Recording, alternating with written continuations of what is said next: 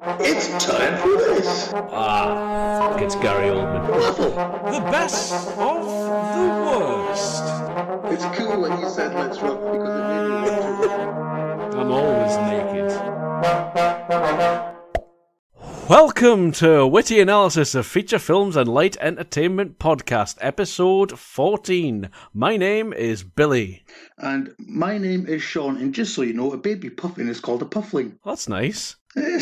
I actually watched something, I think it's Iceland, I think, where they eat puffin. Oh, lovely. I watched a thing about how to cook puffin the other day, so yeah, that's topical for both of us. Well, I don't think you eat puffin because there's barely enough meat on a puffin to actually eat, but I would like to try that. I would be interested in trying puffin. Anyway, Here's the podcast. We do films, not puffins.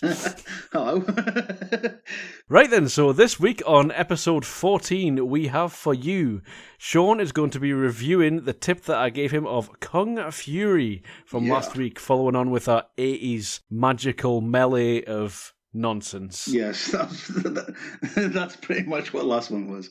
And then we are carrying on a director series. We are going for a well-known prolific director, but not a white man this time. We are going for the iconic Spike Lee, looking at his best-rated film on Rotten Tomatoes in our film review section, and then his worst-rated film in the best of the worst, where we try and pick out the good things in the much-maligned film. So that leaves us with BlacKKKlansman, whatever that means, and She Hates Me, whatever that means. Not She Hates Me, or Did You Know She Hates Me? Just She Hates Me. So, yes, that is our episode this week. We're quite excited about doing it, so no further ado, let's crack on. Yes. This week, we are brought to you by Podbean, as we always are. We are always brought to you by Podbean. Sean, yes. What's your favourite thing about podcasting? Well, other than talking nonsense and films with your fine self, the fact that it's quite easy, if you know what to do. You too, listeners out there, you can have a podcast. Just use our Podbean affiliate link in the description below, and you can get 1 month free podcasting with Podbean. They have everything you need. Just ask them, they'll give it to you. Essentially, it's a Podbean hosting site. So you upload your podcast to there after you've recorded it. They've got editing tools. They've got jingles if you don't happen to have somebody who plays trombone in your team and can knock out a couple of jingles for your good selves and all that sort of stuff. They have royalty-free jingles and things like that you can just use. So use our Podbean affiliate links in the description below to get free podcasting. And you can also advertise right here, right now. So what have you been up to this week then, Sean? Actually, I've got back into reading in the last couple of weeks. Well, I say reading, listening. All right, okay. Yeah, because I'm a bit of I think we've touched on it a few times now. I'm a bit of a slow reader, so I like the audiobook. I have never touched you, Sean. Because obviously we've talked about Scribd, which is basically like Netflix for books. But I thought, you know what, I actually want to listen to some particular books that aren't on there. So I went onto Audible and I listened to the first Harry Potter again, just to warm me up, because obviously, I've read that, I've actually read that and listened to it a few times. But then I started listening to his Dark Materials series by Philip Pullman. All right, I've often fancied that because I did like the Golden Compass film that came out. Sorry, people who like that book, I know that wasn't a good adaptation. But that's the first one. The one I'm listening to, Northern Lights in UK, but the Golden Compass in America. But yeah, there's a series on BBC that's came out in the last couple of years, which I actually like, but again, a few people are a bit iffy with it.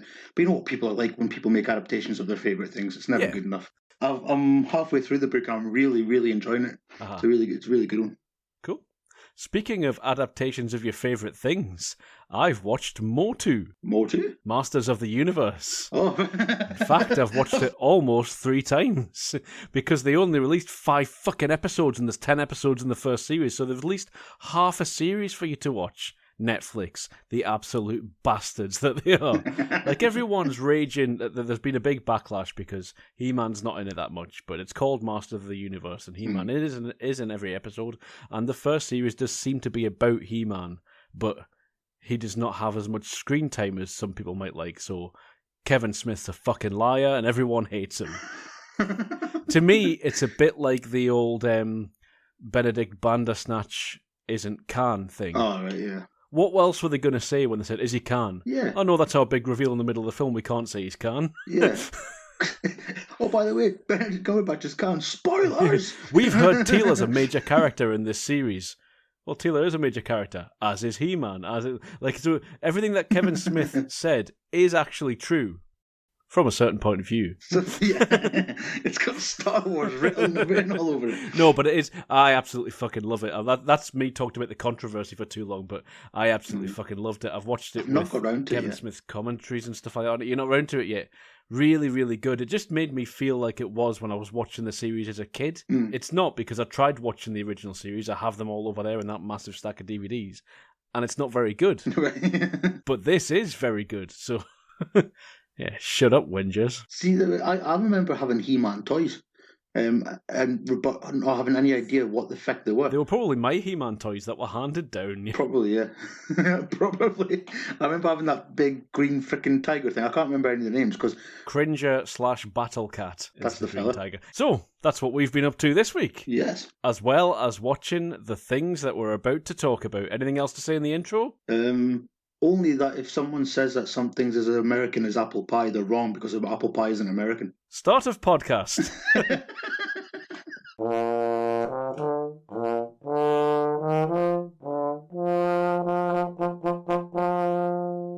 Get your tips out for the pod. Get your tips out. This is the Get Your Tips Out section of our podcast, and this is where we give each other homework.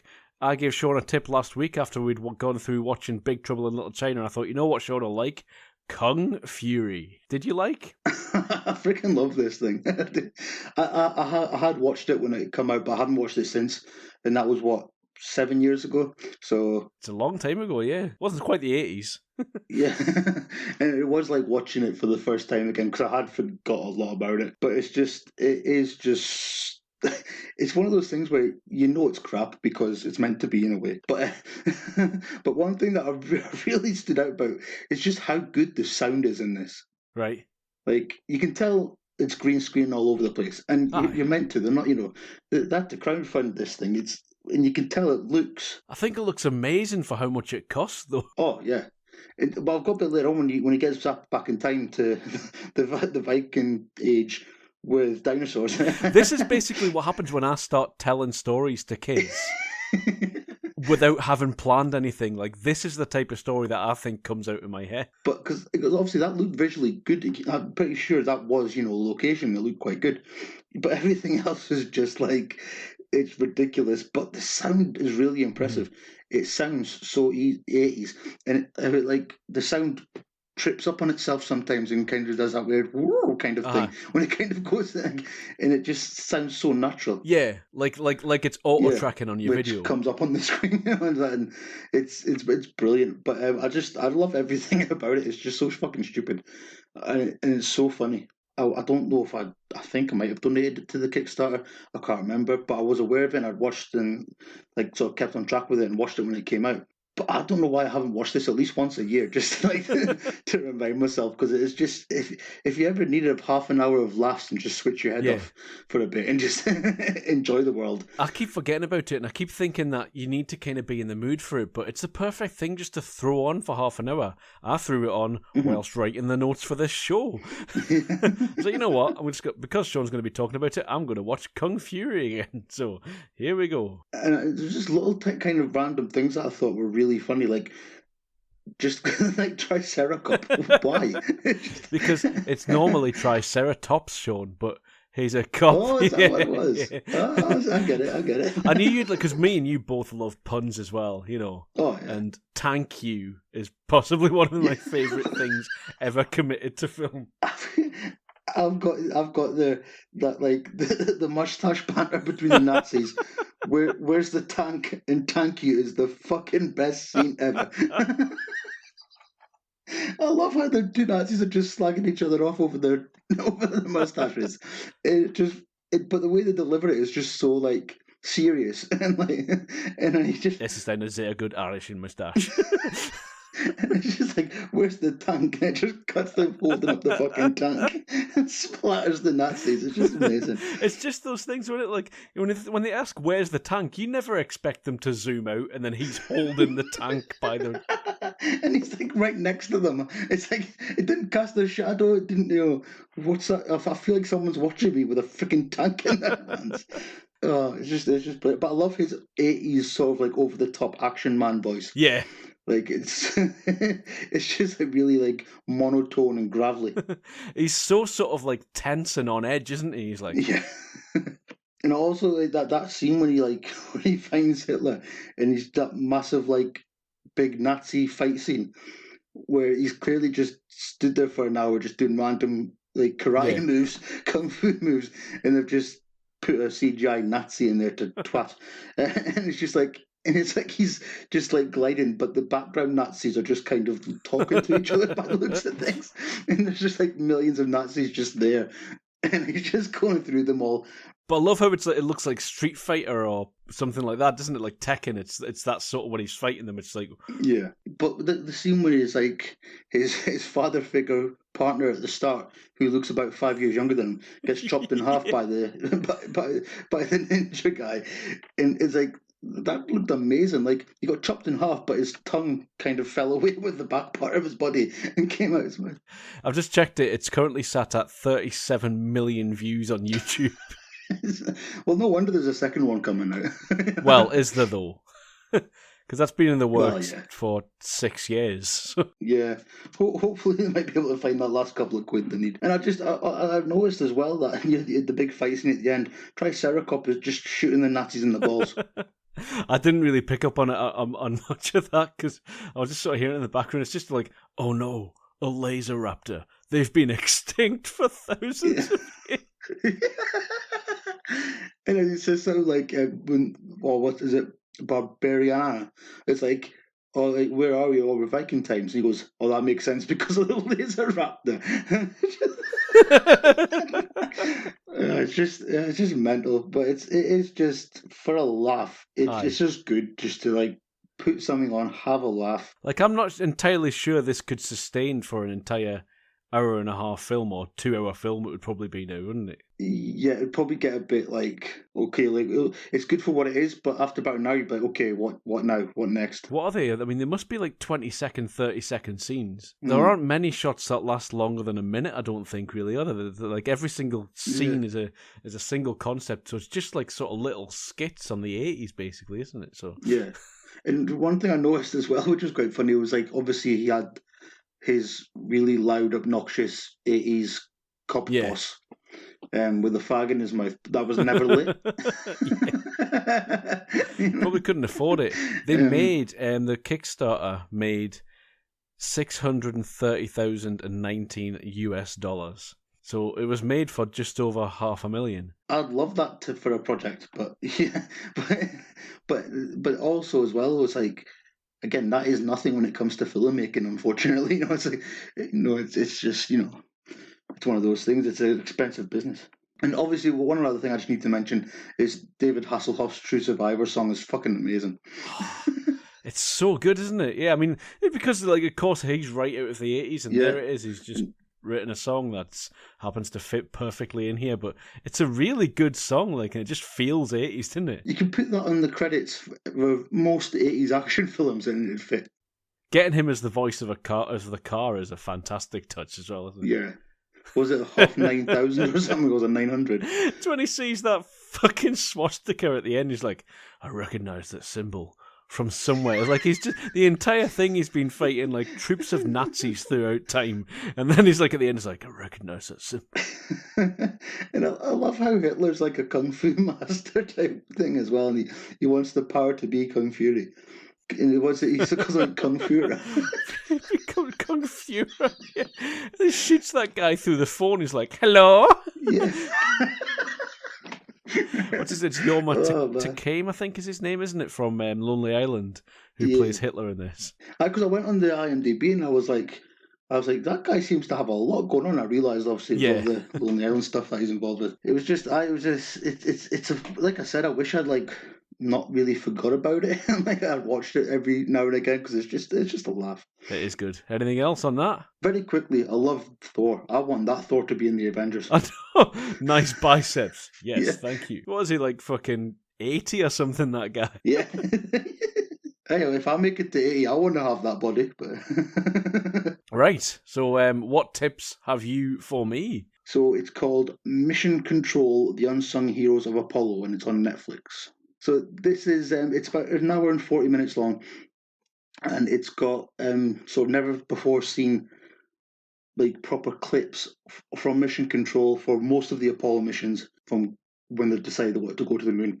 So it's how the Mission Control Center sort of developed the standard for space travel now, what's expected from most space agencies. Because I did watch that thing that came out in cinemas. Was it last year or a couple of... Oh, it wouldn't have been last year, would it? Because nothing came out in cinemas last year. It would have been a couple of years ago then, about the Apollo 11 mission. And they basically remastered footage from that actual time and made it in colour and all that sort of stuff, and just sort of brought the whole experience of watching the moon landing to life, sort of thing. Really cool. I think I've watched that as well. Yeah, this isn't that, but there is obviously similar, like maybe clips from that, because obviously it goes through all the way through to the moon landing and a bit beyond. Because I remember hearing from people about, people who were staying up watching the whole thing on the telly and all that as it was happening live, and that film sort of gave me that sense of what it was like. So this better be good, sure. So it's really interesting because a lot of the guys from like Mission Control and the different jobs they do, and they go through obviously each. Well, not all the Apollos, but most of the most significant ones. So the first one, which didn't quite go to plan, the one that was meant to go around the moon but couldn't because of something else. They changed the mission the day before, what they were going to do and stuff like that. So it goes a bit into depth about some of the choices they made, and the people involved obviously give their, like, as they are now, sort of give their sort of memories on it. And it is just the work that goes into that, and it's just sort of like shows you how what NASA developed is the standard now for like all over the world, different space agencies and how they operate. Awesome. So that'll go with next week when we are doing Alejandro Iñárritu. Yeah. So, time to hear from one of our listeners, do you think? Yes. You may recognise Phil from our Skyline episode where we reviewed the Skyline film that Phil wanted us to review. But Phil's phoned up and left us a message on SpeakPipe, and you can do this too, listeners. If anybody wants to ask us anything, recommend us a thing, leave your own review, do whatever you like, just say whatever the hell you like, and maybe we'll play you on the podcast. You need to go to www.speakpipe.com/wafflepod and leave your message, just like Phil did, which I will insert here. Hello, Billy, Sean. I hope you're well. It's Phil here. Loving your podcast. It's something that I do listen to quite often. It might be put the earphones in and go for a walk, or if I'm at the gym or something like that. And the beauty of it is, because it's so bloody long, I can listen to it over a couple of sessions. But it's all good stuff. Very much enjoying it. The different insights, spotting things I haven't seen on some of the films that you've done. I love the best of the worst. Nothing like celebrating bad films out there. Quite interesting to hear your views and some of the reviews that you read out. But anyway, little request, really just to see what you think of the Marvel Universe and where it's going to be going. Obviously, we've just finished the 3 Disney Plus episodes, WandaVision, etc. Just finished Loki. I'm just curious to think where you think the arc is going to go. It's sort of, you get a clue from some of the titles which are coming up, the forthcoming films, but it'd be quite interesting to see your prediction, as best as you can predict. Marvel's quite unpredictable sometimes, where the arc's going to go, but where you think it's going to go, who's going to be involved, is there going to be a reprise of anybody, all that sort of thing, and just a good point for discussion. Anyway, keep up the good work, really enjoying your stuff, and I look forward to hearing the next few podcasts. Take care now, bye-bye. Ding. So, Phil wants to know what we think is going to happen in the MCU coming up. Any thoughts, Sean? I think it was pretty much been kind of very, very strongly hinted at. They're opening up their possibilities, like, because multiverse is coming into it. I think we're just going to get a bunch of like lesser known properties. Obviously, with the Eternals coming out, I don't know anything about them. I know nothing of the Eternals either. They're not relying on their known characters anymore, but also at the same time, even though spoilers, even though Iron Man's dead, he can come back.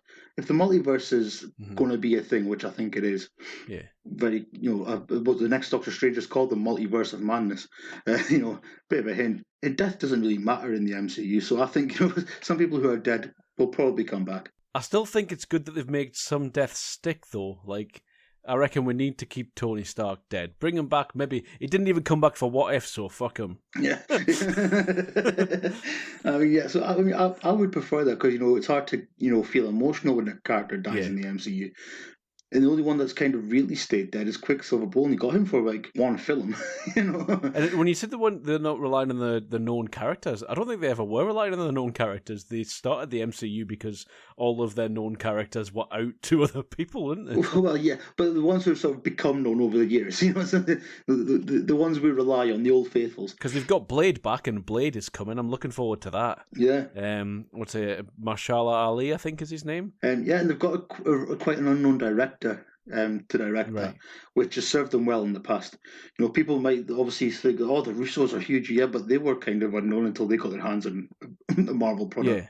I definitely think they're setting up like a tier sort of system as well. You're going to have like your cosmic tier with the Guardians and Asgardians and all that sort of stuff. I reckon you're going to have like your terrestrial tier with the likes of your no longer Black Widow, but Black Widow Legacy, Captain America, the possibly Dark Avengers, do we reckon? And then you're going to have your multiversal tier, which is going to be, I would say, Eternals, Multiverse of Madness, whatever happens with Scarlet Witch, that sort of thing. So I definitely think they're going to be different levels, and not necessarily all of the Avengers will interact. So I don't know if we're going to get the big Avengers team up with everything, if that makes sense. Yeah, I'd be surprised if we get like another, every few years we'll have the big team mash up. I think it's interesting crossing over, like, Spider-Man with Doctor Strange. I just hope that they keep that deal because, Spider-Man was almost away after this last film. Like, Sony almost pulled him out of the universe. I'm like, don't fucking do that, Sony, you pile of bastards. Yeah, yeah. But he teams up a lot in the comic books because, they both live in New York and they're just a few streets away. He's from Queens and Doctor Strange is in his Fortress of Solitude, whatever it's called. I mean, the only thing I think they might not want to do that is if, obviously, I like the Venom film that came out. The next one looks quite good. And they've got, is it Morbius? I did not like Venom. My favourite review of it was from an Empire film critic, James Dyer, I think, possibly. And he said, Venom is the best comic book superhero film of the year. The only problem is that year is 1997. and that pretty much summed up my feelings about that film. So I'm nicking his review. I think it was James. I quite enjoyed it. I mean, it wasn't amazing by any stretch of the imagination, but I've seen worse. I thought it was fucking dog shit. I really hated it. I love Tom Hardy, and that just made it worse for me. That so we then have Shang-Chi, which I really know nothing of. Like again, they're just. But then I knew nothing of Guardians of the Galaxy either when that came out, and look how much I fell in love with that. Multiverse of Madness. So, what we got? We got coming at the back of WandaVision. We've got the Darkhold. We've got Doctor Strange is the Sorcerer Supreme, the only one that can possibly beat her. Is that right? If I'm right in the prediction, that's what I've been sort of getting. Yeah. So I don't know whether they team up or what the hell's going on with that. I don't even really know who the villain in Multiverse of Madness is. Is it Kang after Loki? I don't know who the villain's going to be, but apparently Spider-Man's involved. It's not a trilogy, but like WandaVision, Spider-Man, Doctor Strange, kind of like there's sort of a linked storyline. It's a familiar through line through those three films. I've got to say, he's Tom Holland's my favourite Spider-Man. Yeah, mine too. Yeah, hi. He's just right. He looks he is in his 20s, but he looks like a kid. He looks a lot younger than the other two did when they were playing. Tobey Maguire was like 35. Like 34, yeah. I mean, I do love Tobey Maguire, but yeah, he's... All these films, like the Tobey Maguire ones and all that sort of stuff, they sort of paved the way for what we have now. So they all needed to exist for us to get where we are. Oh, yeah, but definitely. Fuck me, am I glad we are where we are and not back there again. Yeah. So yeah, after Multiverse of Madness, so we're definitely going to tie WandaVision to that. I don't really know what else to make of that, to be honest.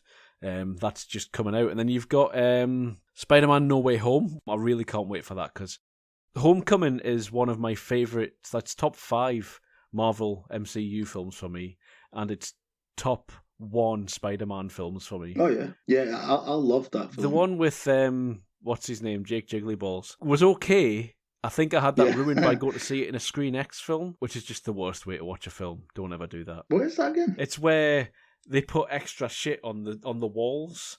So you're watching the film, and then during action scenes, they just project other CG shit on the walls to make you feel like you're part of it. But you don't really feel like you're part of it, I would imagine, unless you sat right in the middle of it. Yeah, And like, and if you sat sort of to the side, you're like, oh, what's that shit going on the walls? And it's not like it's swinging in from that way, because if it was swinging in from that way, that would be missing from the main film.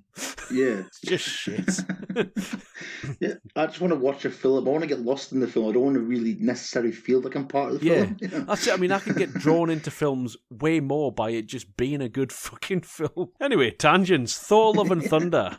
I can't wait for that film. I mean, Taika Waititi all day and all night for me. Like, I like the first Thor film.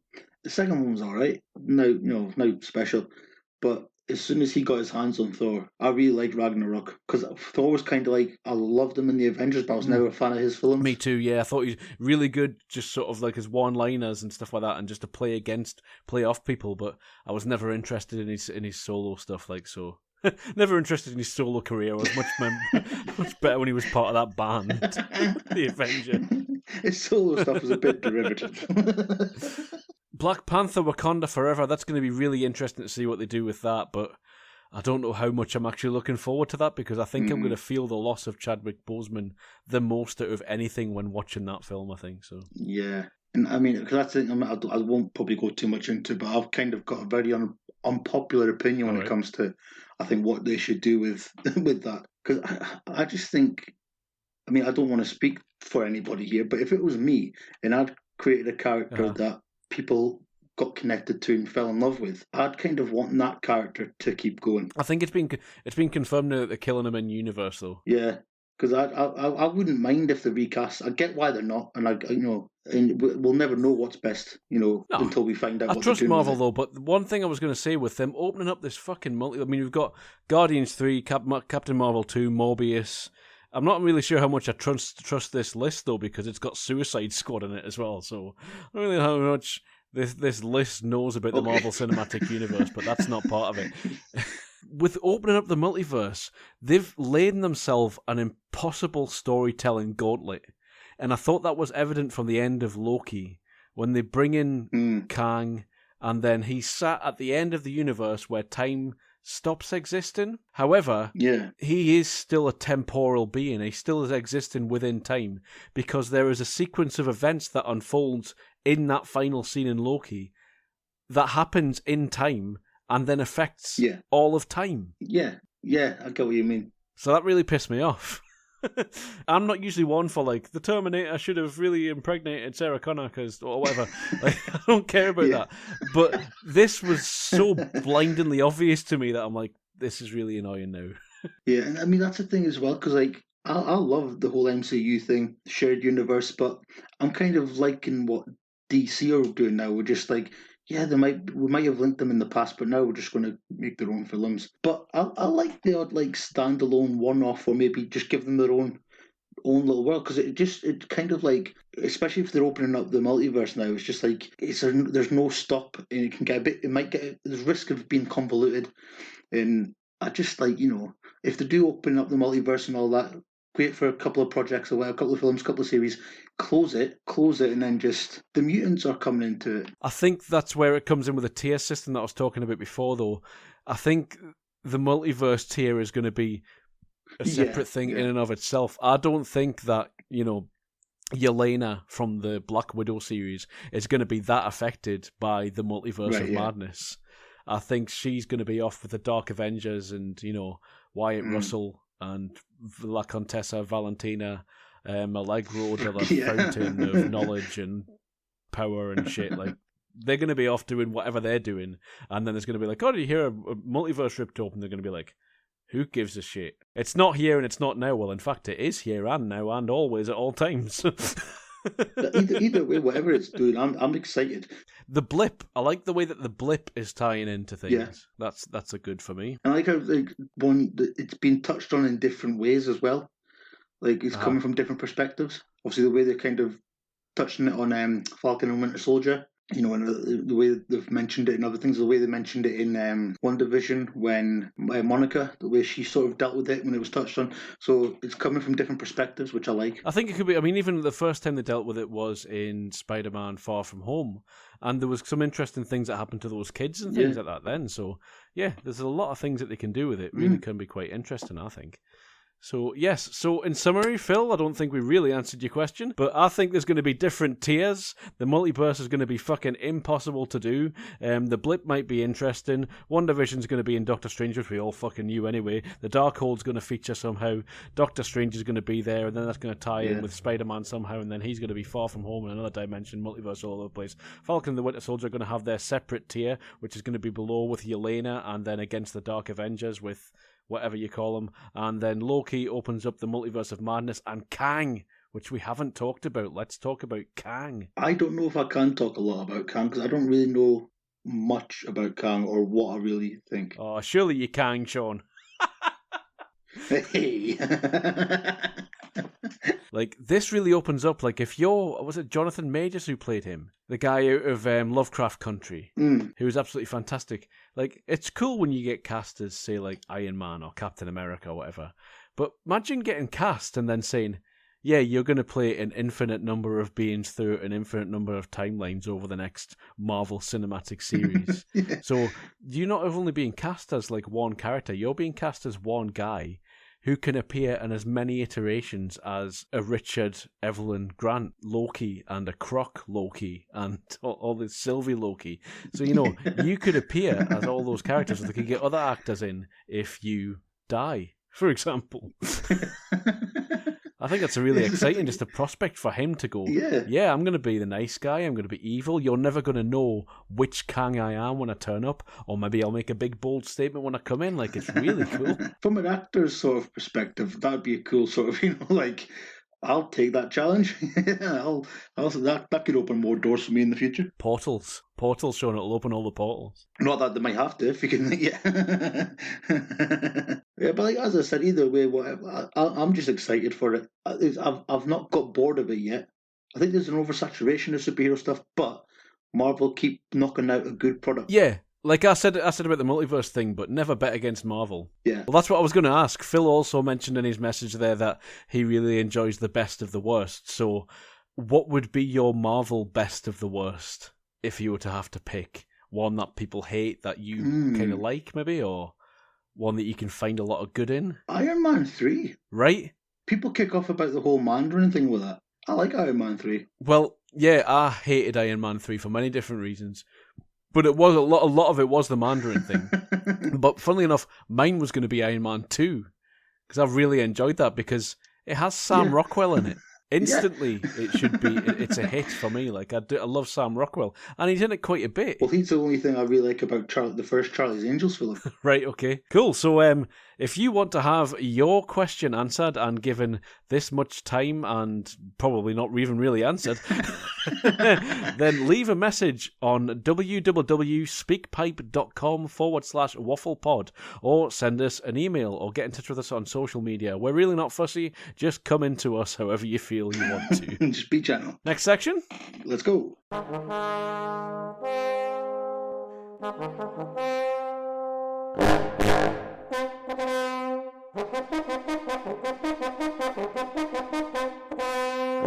The film review section. This is where we take a look at the highest rated film in our chosen director's catalogue.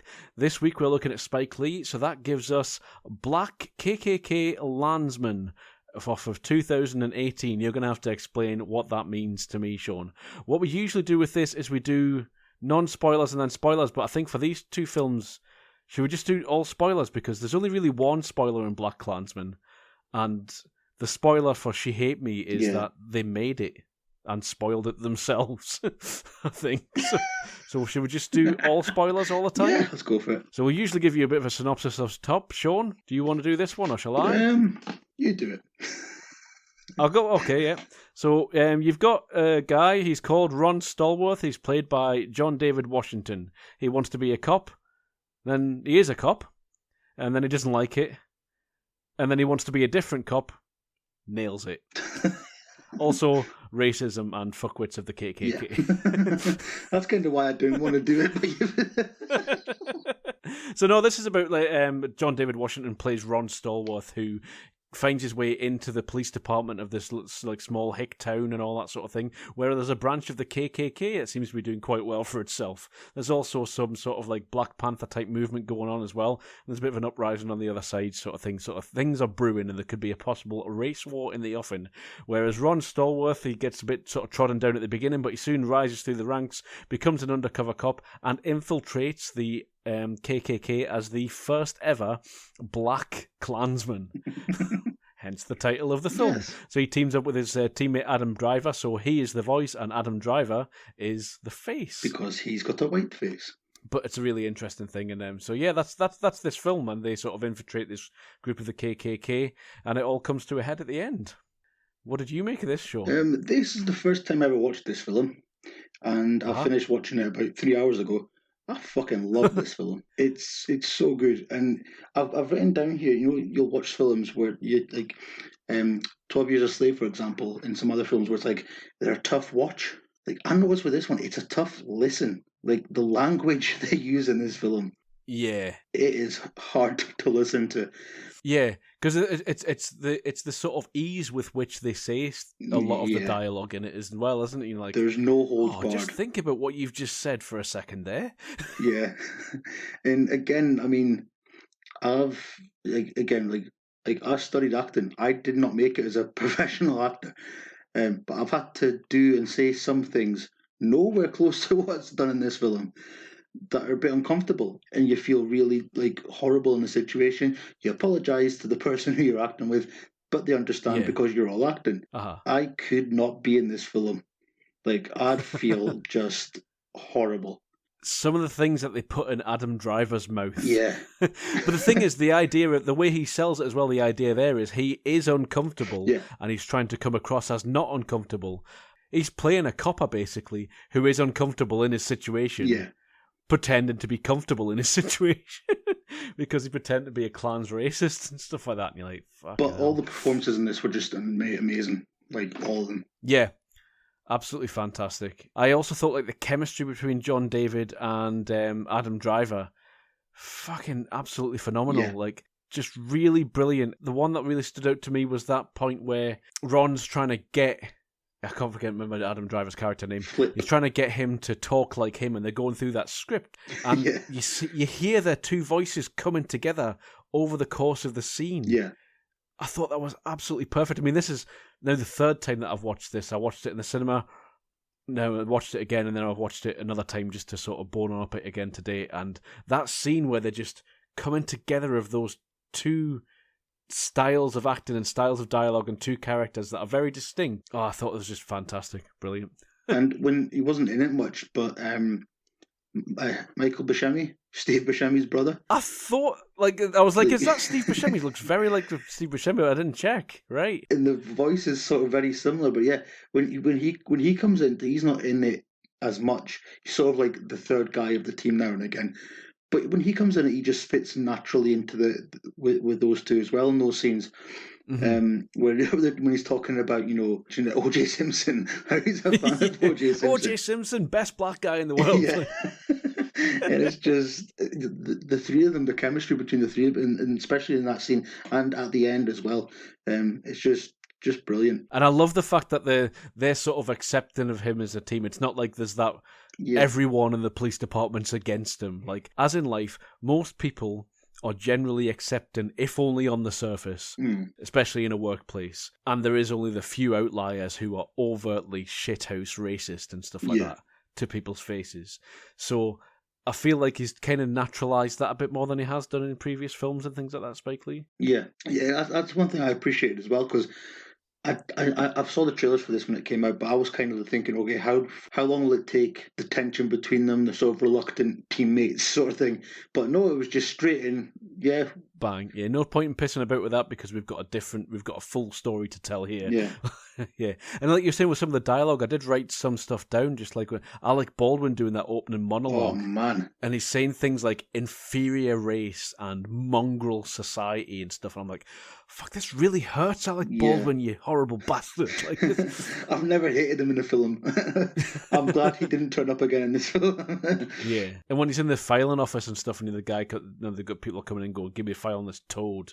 Yeah. No toads here, fella. Now, when he finally stands up and does that fucking karate move just to get out his anger sort of thing, I thought that was really good. But I love when he brings him the file, he's very slow, and he just sort of like puts it in front of him and that. And such fucking charisma. The only way to sell this film is on John David Washington's charisma. And when we were watching Tenet, I was mentioning this film, I think, in our Tenet review to you, and I was like, you need to see him in this. Like Tenet was the first thing I've seen him in, and this is the second thing I've seen him in. I'm a fan. He's just so good. But yeah, I mean, to be honest, I will be completely honest with you. It's a good job that I only watched this a few hours ago, because I couldn't take any notes because I was just enthralled with what I was watching. But one thing I'll say as well, I liked, what's his name? He was in the Cruella film. Paul Walter Hauser, is that who you're thinking of? That's the fella, yes. Yeah. Ivanhoe. To begin with, I thought he was a bit like in the wrong film. Like his performance is kind of like not in the same thing, but that's just who that character was. And I've seen him in this, Cruella, and Cobra Kai, and such a mixed back catalogue. And I just love him. He's great. I think he was fantastic, actually. Paul Waterhauser had the only quote that I wrote down, and it was just when they were... Oh, no, I wrote down two, sorry. When they were first interrogating white Ron Stallworth. And he says, Ivan, stop fucking around. I think it's Walter says to him, like, Ivan, stop fucking around. And he just turns around and goes, ah, fuck, straight.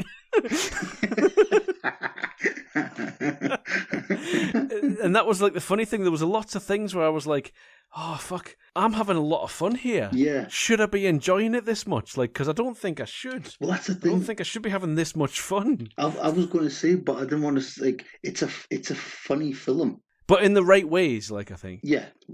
And I think you need it. You need it in a film like this, because in real life, when something shitty happens, someone will try and maybe make someone laugh to help them through the situation. Yeah.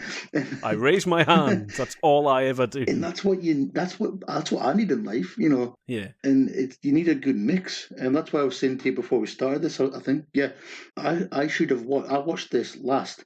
I should have watched this film first and watched Kung Fury after it. That said, it's really tough when you come out of it, isn't it? Like when I watched it for the first time, I was like, I don't think I could ever watch that again. That was really weirdly enjoyable, a lot of fun, but hugely impactful. And I've got this empty pit in my stomach now that's been left by it, sort of thing. And I was like, I'm not entirely sure I can watch it again. And then I came back to it a couple of years later. I'm like, yeah, I can watch it again. Like, this is really good. I'm sure we'll go into it, but like, especially the end of the film, the clips that they use at the end. Yeah, let's just talk about that now. Why not? It made me embarrassed to be a human. Yeah, and that was a rewrite. Did you know that? That just happened in the run-up to the release of the film. What, to put in those clips at the end of the... Yeah, they weren't going to do that sort of thing. And did you know about the upside-down flag that they do? No, I was going to look into that, but I just didn't have the time. So like I said, I finished watching this 3 hours ago. So the symbolism of an upside-down American flag, or an upside-down flag of any kind, but really couldn't tell whether the Union Jack was upside down, could you? Yeah. A lot of flags. But the American flag, you can tell it's upside down, and it's used as a warning sign for trouble or danger. Yeah. So like you can fly it on a ship and say, we're in trouble, and then people will know not to come because pirates have boarded or whatever. So it's kind of that sort of thing. It's like the USA is in trouble.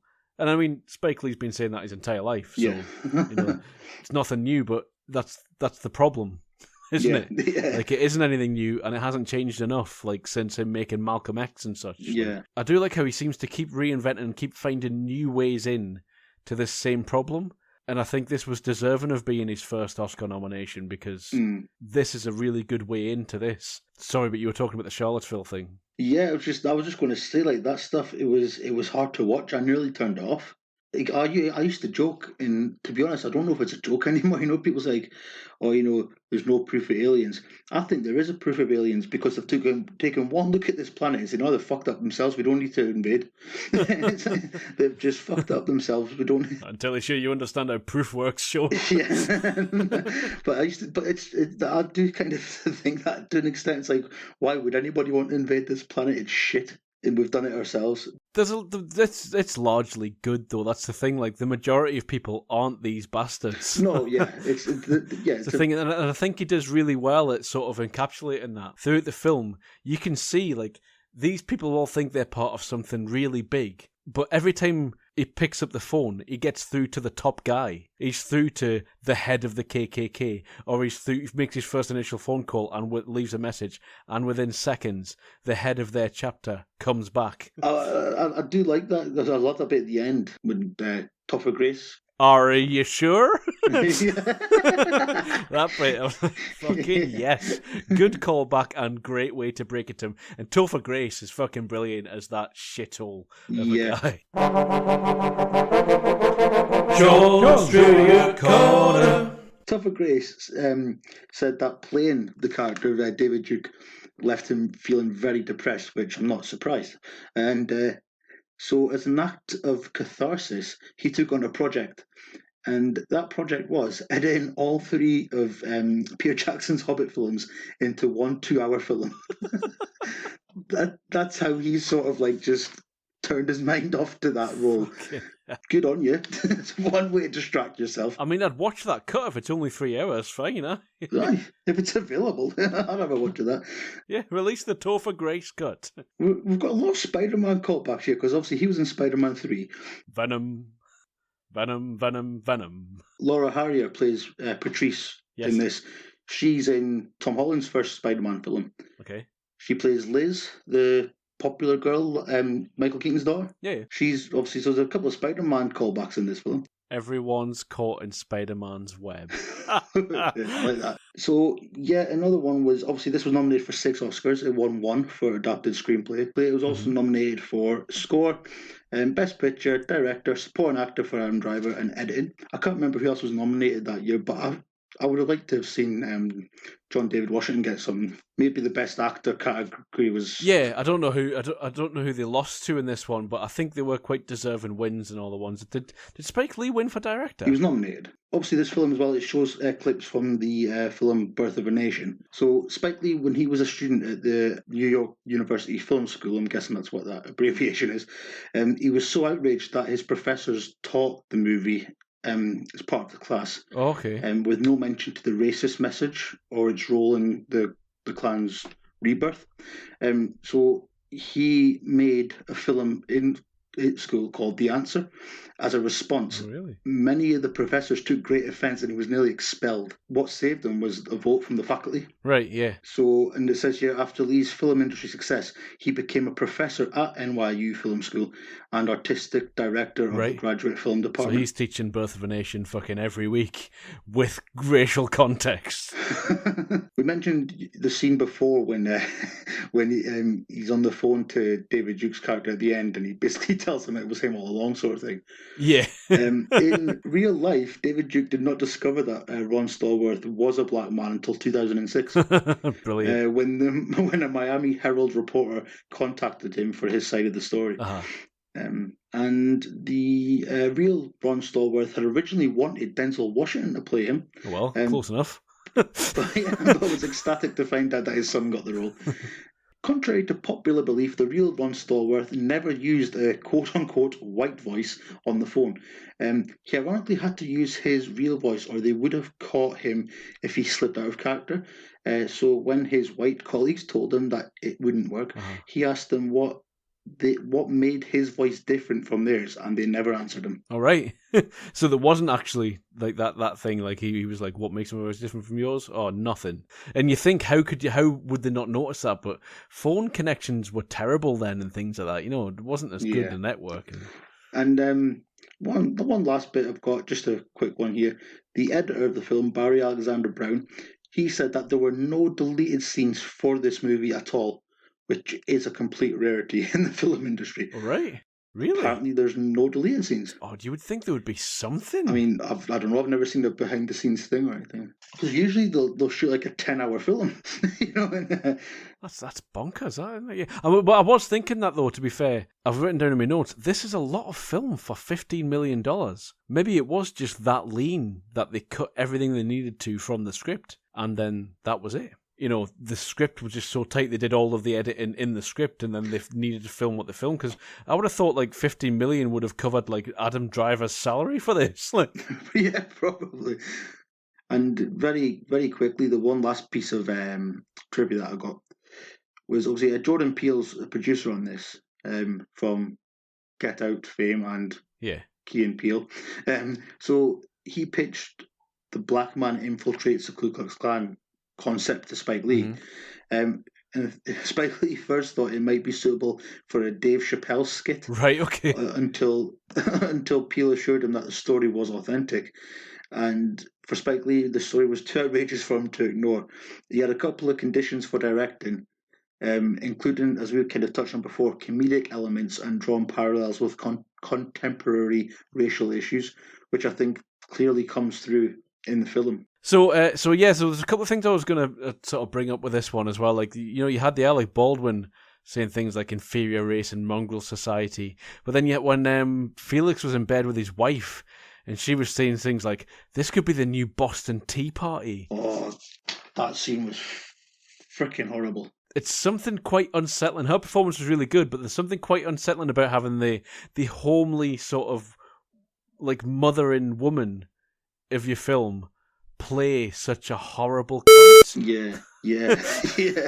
And, you know, I never use that word, but even I'll call her a cunt because she was horrible. And it's just the glee she got from it when they had that screening of the Birth film, of a Nation, the joy in her face, and she was reading out all the captions. Yeah, from it was just it was. I would hate her in the cinema just for that, without her being racist. Yeah, don't talk. Fucking horrible woman. But they're all horrible. That's it. Oh yeah, that's the thing. And one of my favourite lines from it as well, just in quotes, was "With the right white man, we can do anything."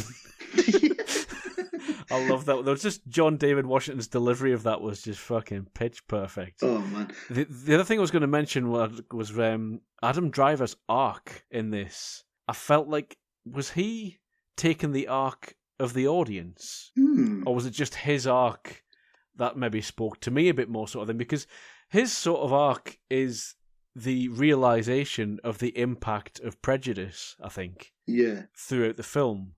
And I think that's generally what Spike Lee is trying to lead the audience down the path of. I get that. He sort of touches on his, because obviously there's that character thinks he's Jewish. He's very suspicious of him when he joins the organization, as they call it.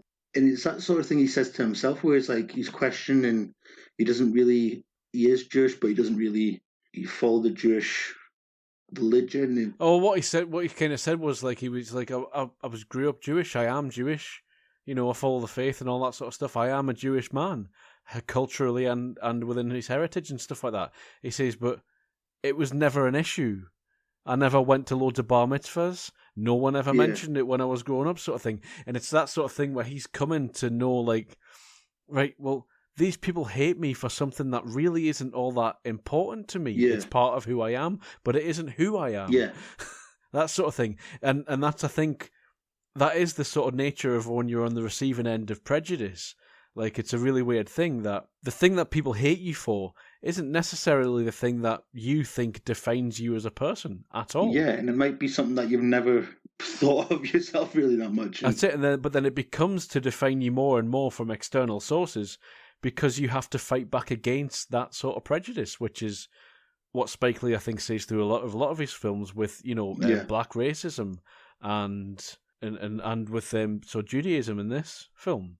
So yeah, it's really that I thought Adam Driver's arc, what he does, the things that he does in films are just really interesting. And I just think the choices that he makes in the films that he chooses to take outside of Star Wars are really interesting. Yeah, that's the thing. I mean, I've not really seen him much like in things Right. apart from Star Wars. I mean, I'm one of the, again, I think might be the minority here where I love him in Star Wars. Mm-hmm. I love his character. I love Kylo Ren, Yeah. and I've never really seen him outside of that. And to see this side of him, and obviously I want to see that. Is it Marriage Story? I was going to say Love Story, but that's a completely different film. I don't think that that didn't resonate with me as much as it did seem to with some people, but the thing that did hit home with me when that was the performances with Scarlett Johansson and him. And Patterson got really a load of buzz, but I didn't see it. Logan Lucky as well was really good. Really enjoyed that. Oh, right, yeah. What If with Daniel Radcliffe? Seen him in that? I think he plays sort of Daniel Radcliffe's best mate, like the. Right. He's sort of his best mate, romantic comedy. Yeah, it's a romantic comedy thing. Yeah. Frances Ha, which I've mentioned to you before, but I don't think you've seen. Greta Gerwig. No, I've not. No. Noah Baumbach. So yeah, I just really enjoy. Or Silence as well with Spider-Man, and everyone gets caught in his web. Spider-Man and Martin Scorsese. Oh, right, yeah.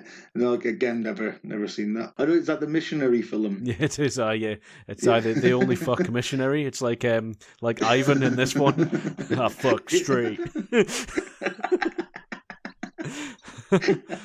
Well, you're welcome for all this comedy gold that I'm punting in your direction this week. And again, a total surprise to me, Harry Belafonte in this film. As Jerome Turner. Oh yes, yes. Because I was thinking, like, who is that guy? I was like, I don't know who that is. And then I typed it, and I was like, oh Christ, I didn't expect him to be in this film. He's only got 24 credits in his IMDb, which just baffles me. He really because that's a monologue, isn't it? And that juxtaposed against the clan meat is absolutely perfect. Oh, yeah. The way Spike Lee is, I mean, there's a reason why Spike Lee got nominated for Best Director for this, and some say he should have been nominated before this. I think probably so as well. I really like a lot of Spike Lee's films, but this one, to me, is a perfect film. I don't know why I don't own it yet, but I am going out to buy it because I need to have this film so it doesn't get taken away from me in time or whatever. Yeah. Well, one thing I was going to point out that I really appreciated was it's easy again to just see racism as racism. It is what it is. It's wrong. It's racism. But you never really see it from different, just how deep and how it can be personal to certain people as well. Like you've got Ron Stallworth's character, and then you've got Patrice. Mm-hmm. And they're essentially wanting the same thing, but they're coming from different points of view, different sort of backgrounds in a sense. Like she's just seeing it totally, everything's wrong. Sometimes I kind of got like everyone was against her. Like she put all the police in the same bracket, calling them all pigs, and he's like, I'm wanting the same thing as you, and you've kind of got to understand that when he tells her that he's a police, where he's coming from with it, and like surely him being in the police is a step forward in the right direction. And she's like, no, all police are racist, and it's just I think they played that quite well in this, because you've got they're basically being radicalized on either side. Yeah. And it's what side is going to explode first. But you can see from the sort of Patrice's side of the movement, it's not going to be them. They even say it like, we're too cool. Yeah. Like we take too much sort of thing. Whereas it's really weird. Like when you look at it from both perspectives, you've got black people on one side saying, oh, maybe we should fight back, but is it worth the hassle and all that sort of thing? And then you've got the complete fucking white supremacists on the other side saying, our country has been taken away from us. We are owed everything. Yeah.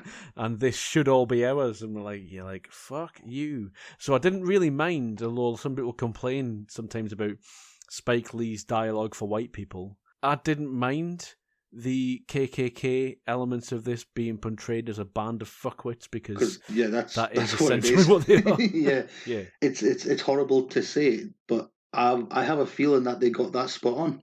It's just narrow-minded arseholes.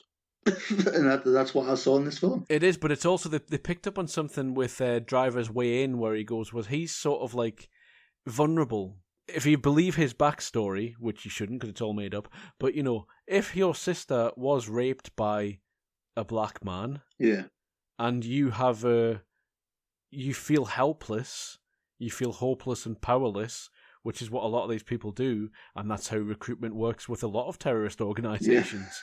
you feel like you're helpless and powerless, and these organizations give you promises and power, or promises of power, and that's essentially what they're doing. And I think that's what Paul Waterhauser characters get. He gets a sense of community, so there is sort of like a sympathetic element through Paul Waterhauser's character, which is why I'm delighted he was included, because if it was just Walter and Felix, you would disregard them a lot sooner, whereas actually they're taking this guy in. I mean, they're taking him in because they're desperate for numbers. Yeah. But this guy is also getting a sense of community out of it, and the dumb fuck things that he says are just accepted. It's like every time Felix sort of might have said something like he was suspecting something, he's a bit suspicious. And obviously he had every right to be suspicious. But every time he kind of came up with something, it's like Adam Driver's character just knew what to say to get back on their side. Yeah. And he'd say a horrible thing, he'd slag someone off, and then Walt would be like, see, he's fine. It's like when he slips up about Patrice, like, don't say that.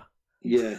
Don't say that. Yeah. Not until I put my dick in her mouth. Yeah. And you're like, fucking hell, well saved, Adam. But that's another thing as well I was going to mention was the pacing of this and the creation of tension that Spike Lee manages to create here. Like, he follows up really very fucking tense and horrific scenes with moments of extreme joy and levity. Yeah. And watching this in the cinema, you can almost feel that, like, you go through like a really sort of intense situation. When you see John David Washington going undercover for the first time. Yeah. And then he meets Patrice in the bar, and she tells him about the thing with the cops, which is horrible and icky and disgusting. And then they dance thereafter, and it is just that sort of thing, like where Spike Lee's to me anyway, he's saying all this horrible shit is going on in our actual lives, and we get on with our lives and have joy and fun, but this stuff's always there. Yeah, that's what I saw from that. Yeah, it's like you see that scene and then the have fun. It's kind of like, in the sense, it's a heartbreaking as well, because it's like they know, they kind of expect it. Yeah. So it's like it's happening. So we just want to get on. We want to have fun. We're not going to let it stop us. And it's kind of like good on you. But it's just like I said, like these kind of films, I don't always rush out to watch, because obviously they can be difficult to watch, and this one definitely was. But like I said, it was more of like it was difficult to listen to. I found it too easy to watch. I felt annoyed at how comfortable I was becoming through the course of the film. But again, that is just down to like direction, performances, the script. Like it needs the levity that it's got. It needs it, and it definitely worked. But one thing I will say as well, like the character of Walter, he made me so uneasy because he seemed so nice. Yeah. Like, he was very accepting of Adam Driver. Like you said, they needed the numbers, so he was just like, yeah, we'll bring him in. But he seemed so welcoming, friendly, upfront. Like, you could talk to him, you could be there, and it's just, but underneath all that, he's just an arsehole. But he was an effective leader and an effective recruiter. He is almost your Ed Norton from American History X. Right. Which is why that guy Stacy Keach didn't want to lose him, did he, in that film? Right. Because he was the guy they were going to send out. It was okay him spouting his rhetoric and writing his books and recording his tapes about white supremacy, but what was going to get people through the door was the relatable teen kid in Ed Norton's character in that film, sort of thing. So it's that sort of like horrific ickiness where you're like, oh, come in, be my pal, I'm a nice guy. And then like, oh, do you like black people? I don't. Yeah, oh man, yeah. Fuck. But it's great because it does play off well against Felix, who's just obviously all out. He's extreme, isn't it? Yeah, no. And then you've got the bumbling sort of guy with Ivan in the middle. Just Ivan who just wants mates, he just wants a pal. But it's when he says like, "Oh, the country's gone to hell in a handbasket." Like he doesn't even know. He probably doesn't even know what that means. Nah. Bless him. Nah. There's a bit of the shooting range where he goes, "Oh, I'm getting gooder." Yeah. I'm like, you're definitely getting good, but I don't think gooder's a word. But you're doing good. And I'm like, well, if technically it would be doing well. Yeah. I was like, technically that's not good. And he corrected him on his grammar, but I have something to say about that. But the one thing I was going to say as well about that shooting range, where you don't see what they're shooting at, and then John David Washington's performance. And the music that it's used to use as well, the score by Terence Blanchard in there, you've got sort of like military drums drumming in the background, like almost like getting ready for battle coming through in the score. and you can see the rage building on John David Washington's face, and then just the purpose and drive with which he walks past those figures that they've been shooting at, with that score from Terence Blanchard playing in the background was magical, I think, in that scene. And reaches out and sort of like just touches one of them as he walks past it. Yeah. Oh man, that I was like, because I was sitting there thinking, we're not seeing what they're shooting at here, and they're hitting something because we can hear they're hitting something. Yeah, and when you're trying to show that they're all congratulating Adam Driver, I'm like, you should see what they're hitting, really, shouldn't you? You should see why he's such a good crack shot. In any other film, you would see the crack, the target being pierced right in the middle or whatever sort of thing. But no, they were saving it, and it worked. It worked because I cried in the cinema at that scene. Like I didn't this time, but the emotional impact of that for the first time you see it in the cinema, I was like, fucking hell. This is where Spike Lee really shines as well, because I've seen him in interviews, and he does come across, even to me, who I'd like to think I'm sympathetic's the wrong word, but receptive of the ideas that he's talking about, sort of thing, or the viewpoint. Yeah, let's say his viewpoint. Like I'm sort of receptive of that, but he does come across as sometimes just too angry to really say what he wants to say. But then you sit down and watch one of his films, or this film in particular, which is a masterpiece, I think, and it all becomes clear, and his voice is whole and well formed, and he's telling you the story through the film, rather than him trying to sit there and get things out like me just now, trying to figure out what to say here. You know, it's not always easy when you're coming off the top of your bonds, but when you have a few months to write it down as a script and craft it like he does with this film, it can be really effective. And one thing I was going to ask you is, because obviously we can cut this if I don't word it right, because I do get very sort of, if this film wasn't inspired by true events, do you think people would be brave enough to make it? Because when I first heard about this film, not know anything about it, just the title alone, I was like, "Whoa, what? what is this? It's what you can't do that." And then, to be fair, I think Spike Lee would be brave enough to make it had it been complete fiction. Well, yeah, or maybe brave enough wasn't the right word, but you know what I'm trying to say. Like, I think Hollywood would have been like, "Yeah, this is a film we can make." Yeah, if they didn't have that, but behind them sort of thing, like, this is actually based on a true story, so listen up, fuckwits. Yeah, but I don't know if he would have done a good job had he not had that framework to follow. That's maybe wrong. If he was just writing what he wants to write and doing what he wants to do, I'm not entirely sure that he makes this film. If that makes any sense. Right, yeah. Well, it's like about that trivia that I had before. It's like the fact that it was a true story made him think he can do it, because it's like it's an outrageous story, but the fact that it was true sort of gave him the confidence, not the confidence, but he's like, okay, now that it's true, I can do that. Yeah, it's not too much of an outrageous story that you've. Well, that's why he thought it'd be a good comedy sketch. But yeah, I mean, I think we're going to get into later on what Spike Lee can do when he's just doing whatever the fuck he wants to do.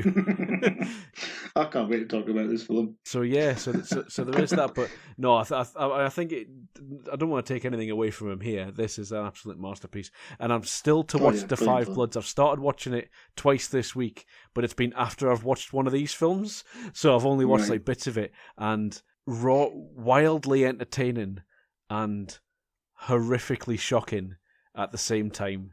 Just in the first few scenes, you know, you've got Delroy Lindo in that, and then you've got people shooting kids in the head in the street in Vietnam, and I'm like, fuck me, Spike Lee. But you need to see it.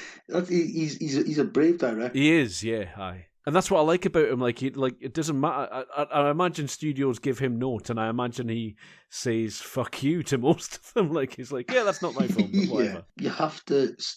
There has to be people, again. Brave enough probably isn't the right words to use here, but you have to have people who are willing to tell these kind of stories, because they need to be told.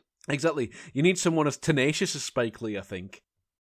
Terence Blanchard with the score. What did you make of the score for this? I love it. It wasn't one that really stood out until that scene you mentioned. Right, okay. Because I thought it fit perfectly on the way through the first time, and then watching it through the second and third times, I'm like, or certainly the second time anyway, there was way more of it that I was like, this is really clever. Yeah, I mean, because to be honest, I probably will have to watch it a couple of more times so I can maybe focus on different things. Yeah. But yeah, I mean, like I said, there was parts of it that music's kind of what gets me into the films quite a lot of the time. Like Braveheart, I just love that score flat out, and it's just it just the most of James Horner scores get me, but sometimes they don't really stick out too much. Right. Because this one was he's a jazz musician, and in this one, like, it really shows because Well, looking at his IMDb, it's just like he's mainly sort of jazz albums and things like that, and yeah. he has done a few films, including She Hate Me and this. But this was his first ever Oscar nomination, so he tends to like stick to Spike Lee with varying degrees of success. But I think they both came together and nailed it here. The Five Bloods. Yeah, the Five Bloods he did as well. Yeah, but I think this really suits him, and I think he must have been able just to find his way into every single scene, because when you watch it through, you'll hear him doing various different things in the background that just help the scene along, or they help tell you what is going on in the scene. Made $93 million off a $15 million cost as well, so he did well with this one. Not always true for Spike Lee films, unfortunately. Which we're about to get into. I still think, though, go and see a Spike Lee film when it comes out. 25th Hour, I think, possibly is my favourite of his. Again, I don't think I've seen a lot of his films. Is it though? Is it my favourite? Malcolm X. I was of a very certain age when I went to see Malcolm X. So yeah, scores out of 10 for BlacKKlansman. Just kidding, we don't do scores out of 10. Yeah, I was like, I have a think.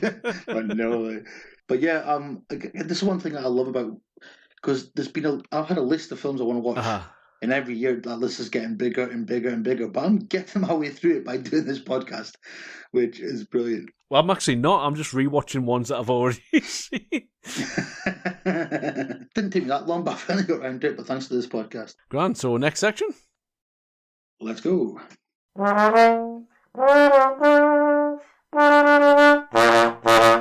The best of the worst. This is where we take the worst rated film of our chosen director and we try and find the good things within it.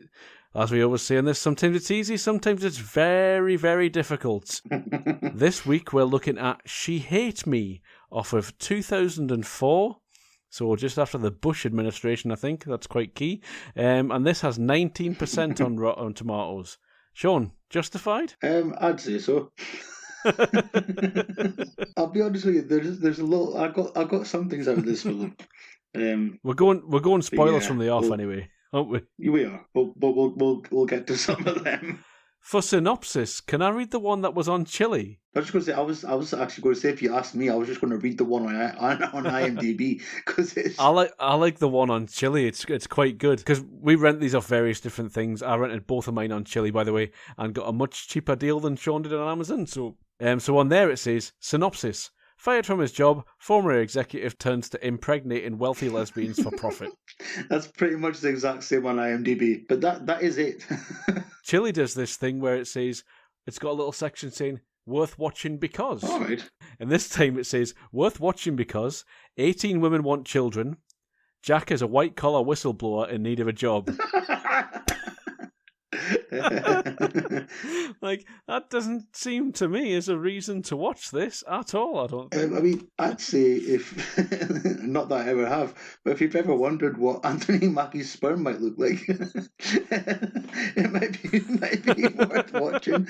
That actually is possibly one of the only genuine lists in my positive, was the animated sperm scenes, or the animated conceptions. Man.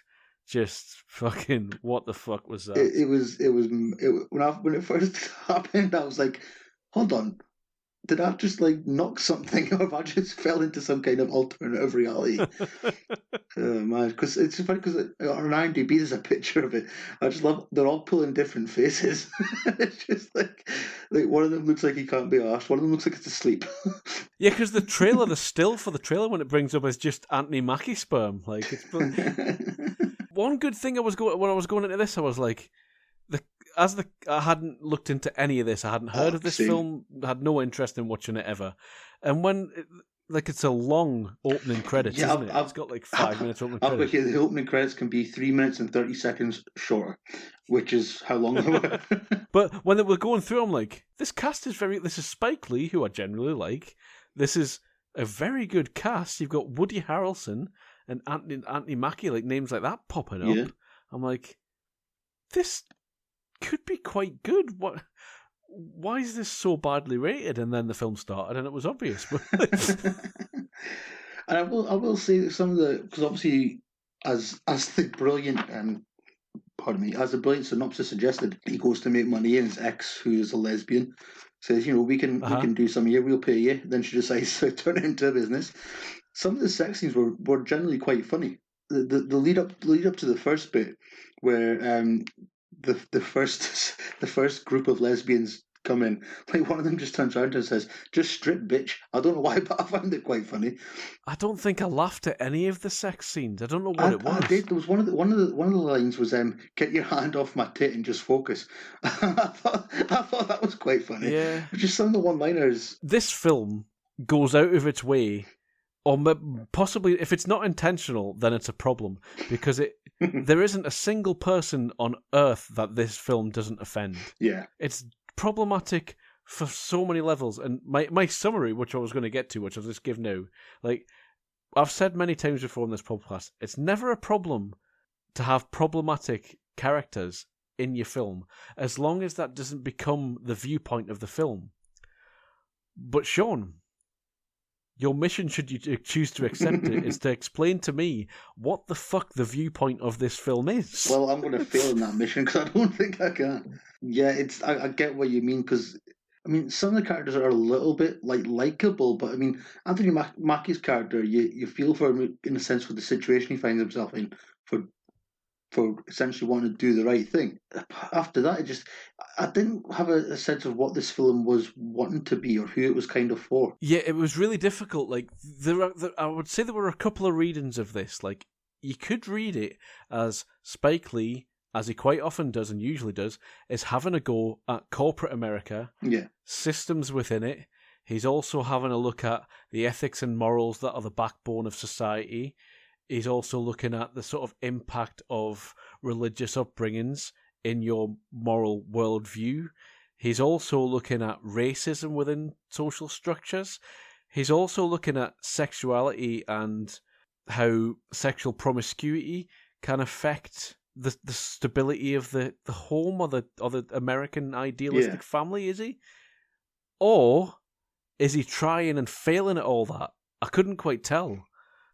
Yeah, because that's the thing. Because obviously, again, some of the language in this could be offensive, but obviously it's Spike Lee film. Yeah, the German doctor kills himself at the start, and then the one of the high up businesswomen was just turned around and called him a Nazi and.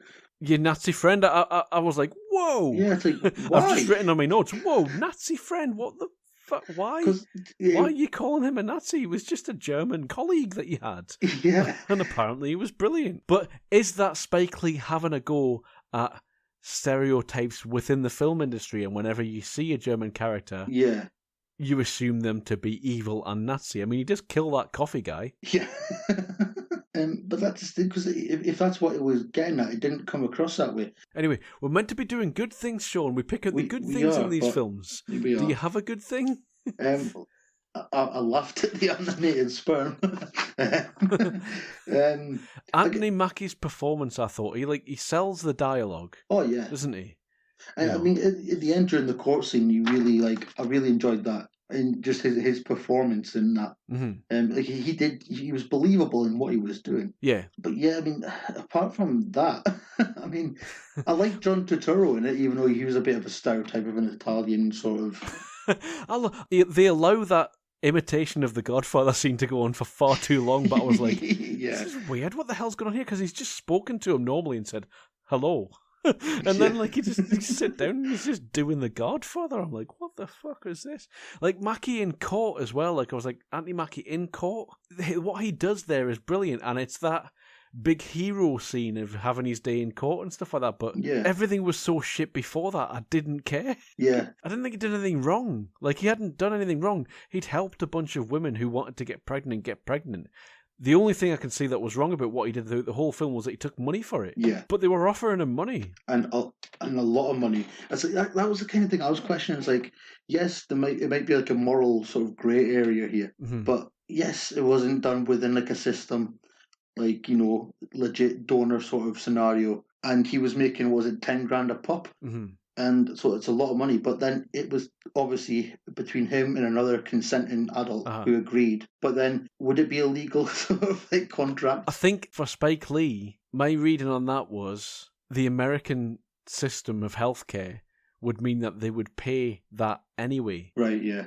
For a sperm donation of any kind, that the sort of money that you would pay. So I think what Spike Lee was maybe trying to say with that was, why is it bad when one person does it off his own back to help a bunch of people when you would pay the American system to do it? And I suppose it did kind of, like, some of the women's reasoning for it was, like, they even said, they didn't know, they were getting told this is where the sample came from, but they didn't know if it was real or not. And there was a case about the doctor using it, So when I was struggling for positives, I was like, it's quite a decent business idea. He's on his uppers, and he's out of work. He doesn't have any money. They've shut down his bank accounts somehow. I don't know how that works. Yeah. Is that a thing? I don't know. Yeah. But then he sort of bounces back, like entrepreneurial spirit. Well, not really him. It was his ex-missus. And one thing as well, I was sort of like, I wasn't expecting to see an actual child being born twice. No, that's my positive as well. I've got the birthing scenes are graphic. Like, you don't see that. I've got two more positives, and I can tie them both in together, and then we can just get on the negatives and fucking ruin this film, because I'm done being positive with it, unless you've got more to go on to. But I've got Jim Brown, who played Mackie's dad. I thought he was really good performance. And then I've just got Anthony Mackie's chemistry with everyone. I'm assuming that's just what happens when you're in a room with Anthony Mackie. Yeah, he's a scientist. He's got chemistry with everybody. He has, yeah. I mean, I think it'd be hard not to. I think it would be, yeah. Like one of those guys. So charismatic, and he can sell anything, even this dialogue. Yeah, there was little bits in this that I did find funny, like the scene where he goes with his mate, Veda, I think the character's called. Yeah, he's going to make a donation, and they call the room the ejactorium, which I thought was quite funny. That is quite funny. Yeah, I'll give him that. That laughed. I did like some of the scenes with his ex's partner. Was it Alex, I think the character was called? Yeah, aye. Like, she didn't want to sleep with him. She wasn't getting pregnant. Yeah. In the scene where she decides to go over there and she decides to sleep with him, you can tell it's difficult for her. The conflict that they have, actually, Fatima and Alex, the conflict that they have after all that's transpired and things like that, I thought was a really good scene between the two of them. The scene where she's making dinner. Yeah, aye. Yeah. I thought that was actually really sort of well played, and it was actually a really good scene, and it meant something. So at that time, I wrote down in my notes, in my positives, maybe Fatima's story. Yeah. And then when you do the flashbacks and things like that, and you see, like, he's hurt because of this breakup, which is understandable, but yeah, she cheated on him. However, she was exploring her sexuality, and then that led to her being free within her sexuality. And that conversation where he's having with her, he is homophobic. He's coming across terribly. Yeah. She's moved on, but then that would be fine. You would take her side in that situation if she wasn't so shit and coming back to him and like still saying like she had feelings for him and she was like trying to be with him a bit and all that sort of stuff. And you're like, no, like. You need to be a better person for us to side with you in this situation. Or maybe Spike Lee wasn't trying to get you to side with anyone, I don't know. That's one thing I was kind of struggling with that character, because I do kind of like, you get it like, yeah, she cheated on him, it was wrong. But yeah, it is right that she was trying to like find out who she was, explore her sexuality. Yeah. But then there is like good points with it, but then it's all just sort of like wrapped up in this. You know, she is using him for financial gain. She's just pretty much, I'm going to sleep with him to get pregnant. And her partner's like, well, wait a minute, what? I thought we were just going to artificially inseminate. Exactly. She was like, no, I'm getting fucked. I'm getting dicked. But you don't like dick. You've said you don't like dick. I mean, and at the end, it is just pretty much hinted that the three of them are well, not a couple, but... What a weird fucking thing, because Alex isn't interested in men. And throughout the whole film, it was really fucking bugging me when they were like, when she asked him to be the father of the child, fine, that's okay. You can be the father of the child. But then he signs a contract to waive parental rights. So you're not asking him to be a father. You're asking him to father a child. You're asking for a sperm donation. So then make that clear. And then she said later on, like, we're having a child together. Like, no, you're not. No, if this is a situation, if it's a transactional thing, fucking make it that then. But don't complicate it by saying he's going to be a dad, because at the beginning of the film, that's all he wants. He thinks he should be 31, settled down, married with children. Because I wrote near the beginning, where did the conversation come from with him and the doctor about just be a dad? That conversation came out of nowhere. That conversation happened because it had to happen. Like, yeah, it comes into play at the end. And again, just randomly here, I've got here, how did he know that the doctor jumped?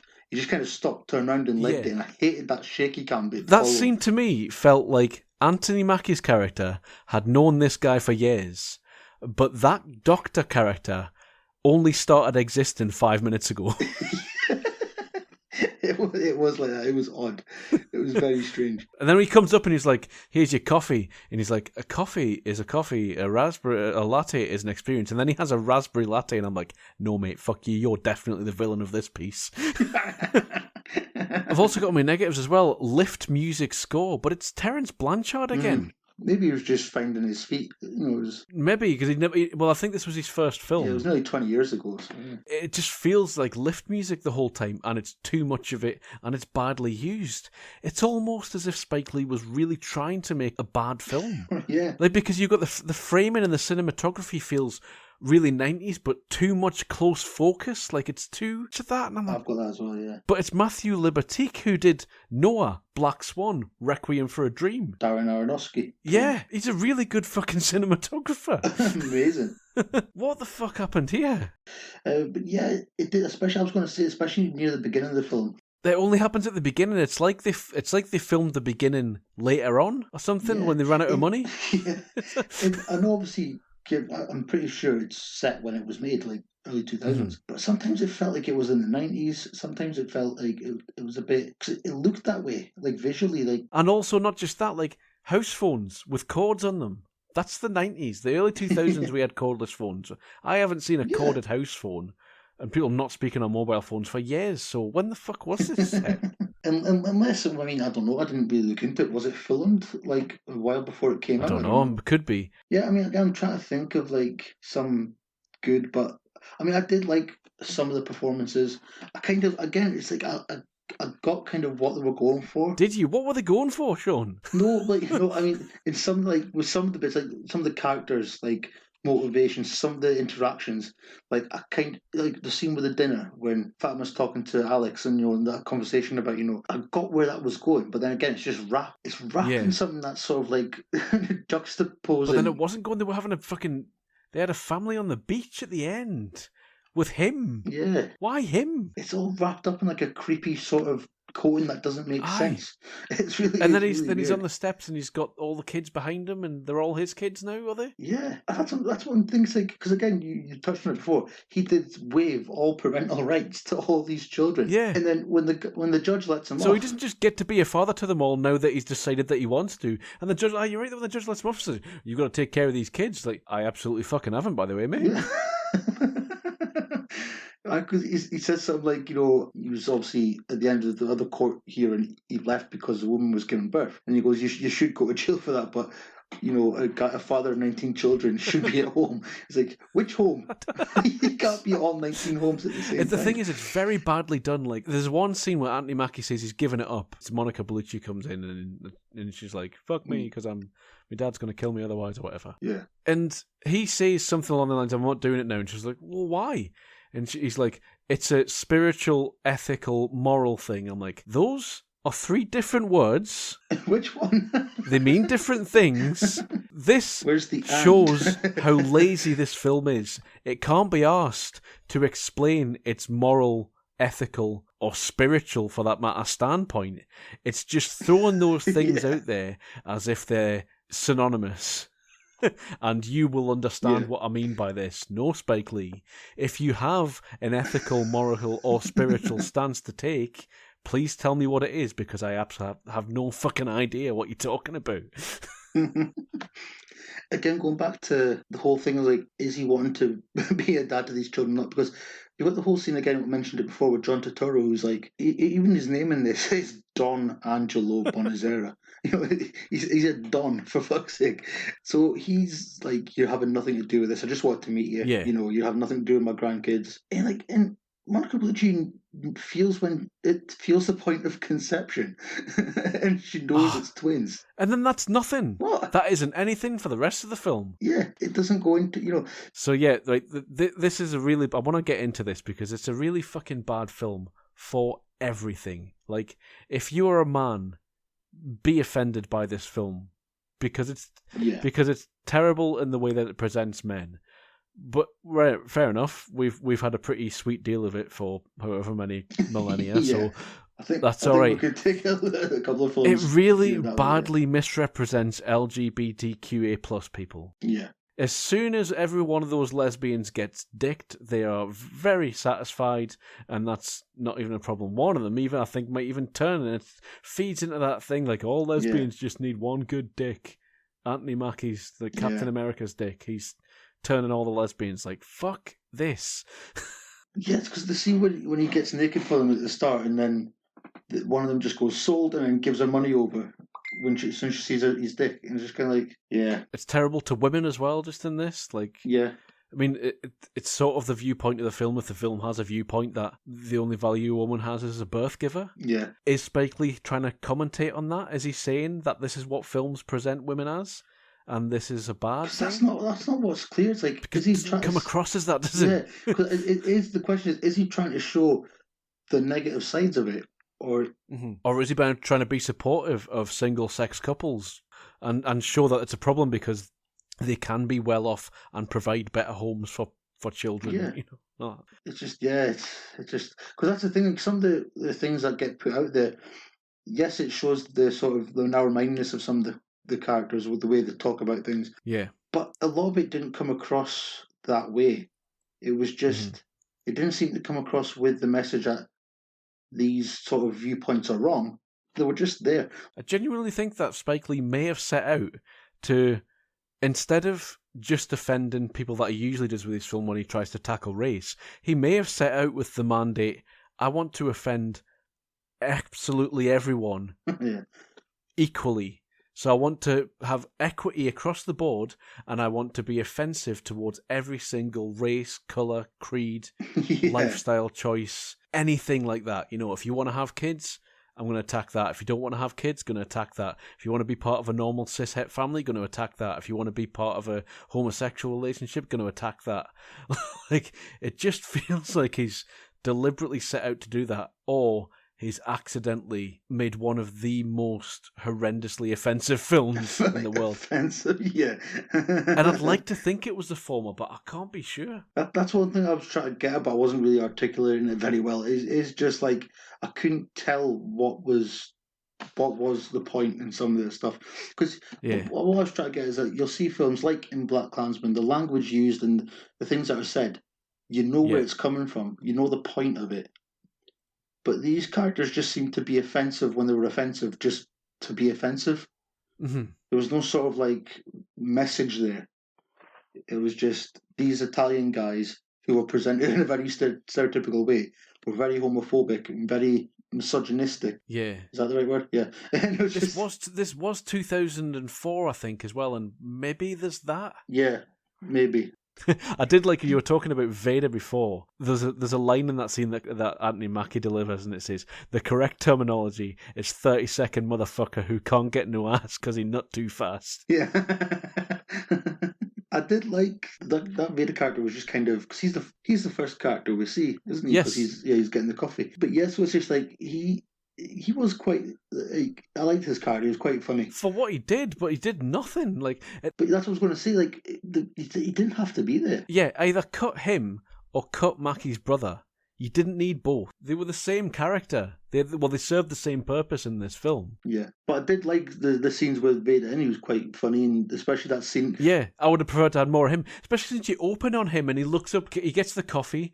The main thing for me that when I was watching this, I was like, maybe I don't get it because I don't get the "she hate me" reference. Yeah, because he mentioned that to Vader walking up those steps. They explain what it means, yeah, but I still didn't really understand. Well, I googled it because I'm like, because they give the name of the guy. It's Rod Smart, and apparently he's an XFL player, but he wasn't. Is it NFL player? Right, yeah, I know the XFL. the XFL was created by Vince McMahon of WWE. Okay, fame, right. and he started it twice and it's failed twice. So in his previous iteration as a sportsman or whatever, you were only allowed to have your surname on your back of your shirt. But when you go to XFL, you're allowed to have whatever you want. So he put on the back of his shirt, "He hate me." Making sense? No, it doesn't. It still doesn't make sense, even after he's explained it. When he explains it, he says, well, basically that's all that people are going to see when I'm beating them, is that he going to hate me. So he hate me. Right. And then it became a thing. And then he was going to change it and have a different one on every week, but he decided to keep with "he hate me" because it took off and people went nuts for it. Right. I really don't fucking understand. But then, because me knowing what happened to the XFL, it failed very, very quickly. Yeah.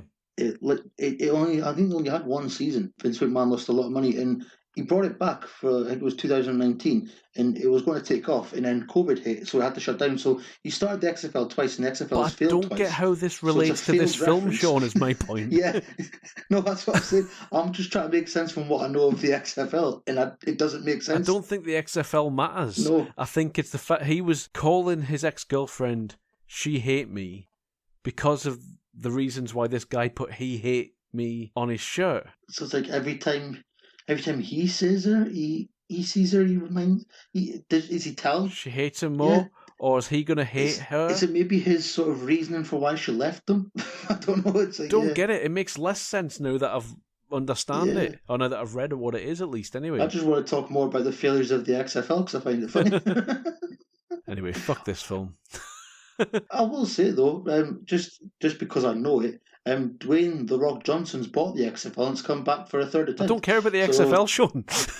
I want to keep talking about the XFL.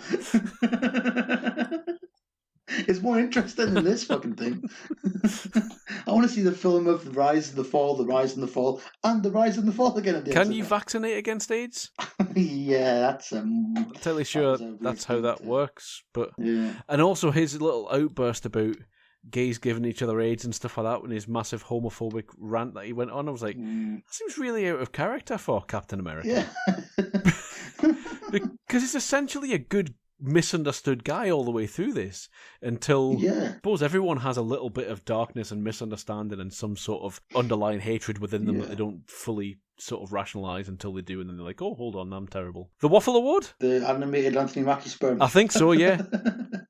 The only suggestion I had for it was everyone who Spike Lee offended with this film gets a Waffle Award. Yeah. So we all get one. That's you, listener. That's me and Sean. We get one each. And then you, listener, if you were offended by this film, you get one too. The reviews. Review time for the reviews. For me and Sean to review some reviews. Let's review some reviews. Rotten Tomatoes, 19% is the consensus on this. She Hate Me can't decide if it wants to be a commentary on corporate greed or a sex farce. Yeah. Actually, that's pretty much. Very rarely agree with these consensus wholeheartedly, but I think I'm pretty good on that one. Yeah, Peter Canavies from Groucho Reviews. A reminder that Spike Lee is one of our great American filmmakers, unafraid to address directly and artfully contemporary issues in context of national history. Nope. That's not shown in this film, I don't think. That was one of the things that I thought was really strange, like, because I've read this wasn't the first review that popped up, obviously.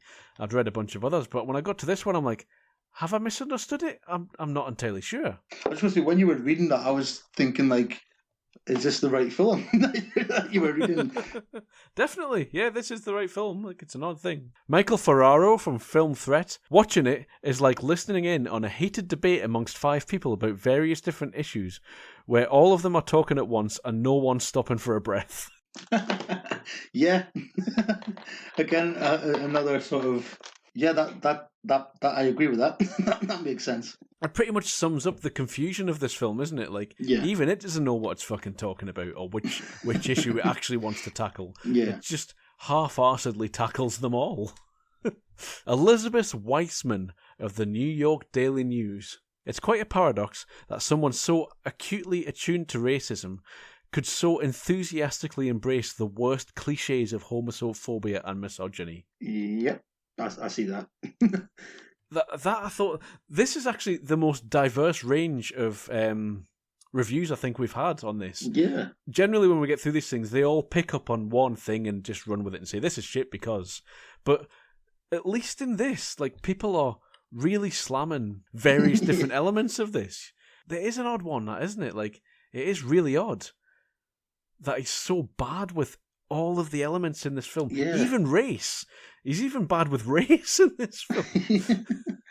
Yeah, because a lot of it's like stereotypes and, Yeah. they're just there. There's no sort of, you're just portraying the stereotypes. There's no payoff for anything in this, really. No, there's no commentary on anything, is there? There's just... Again, is it maybe that Spike Lee's trying to put all of these things into a film so that we recognise them in other films when we go and see other films? Yeah, because if that was the case, it's not clear.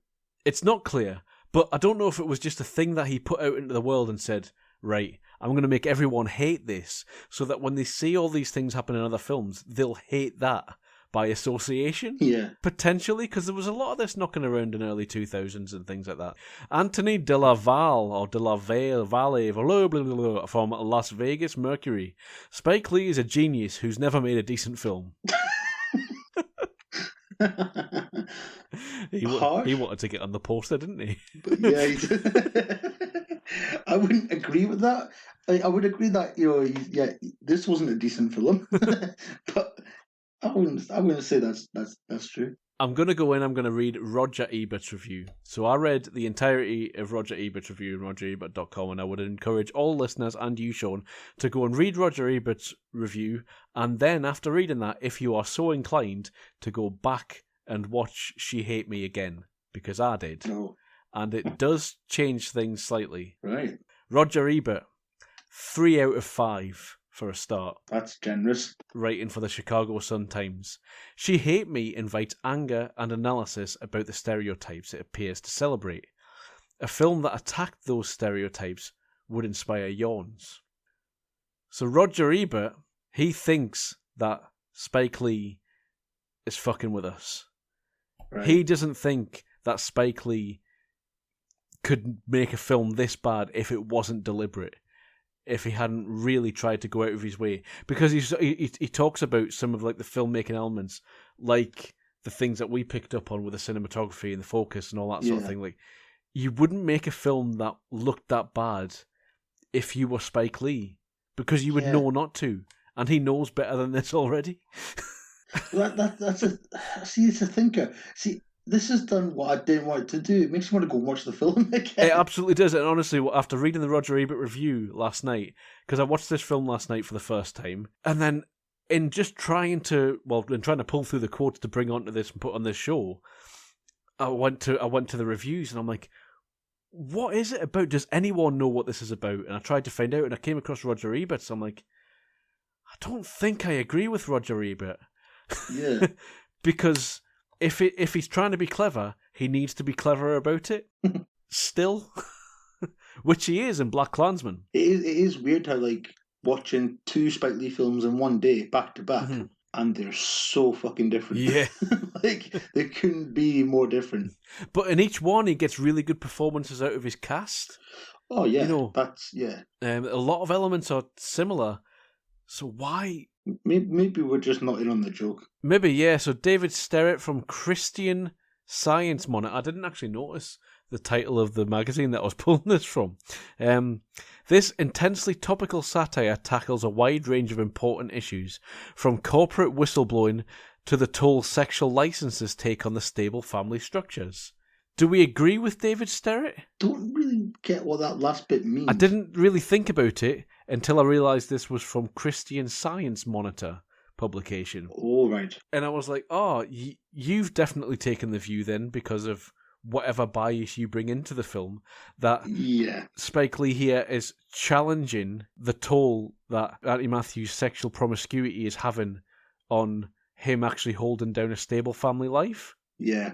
But I think that is more your bias that you're bringing into it, and maybe it is a film where if you bring your own biases in, you will have a different read on it every time. Yeah, yeah. Because I did like actually that, coming back to it, watching it for the second time after having read these reviews and Roger Ebert, that bit where they stop the film to interview real life people, or they do vox pops on the street. Yeah. With what are supposed to be real life people giving their opinion on things. Yeah. And actually, that's when I think the film reveals its true intent. I think the entire film, potentially, is just the views of all of these people who have something to say about what Anthony Mackie's character is doing, projected into a film. Now that you've said all that, I'm starting to think of this film differently.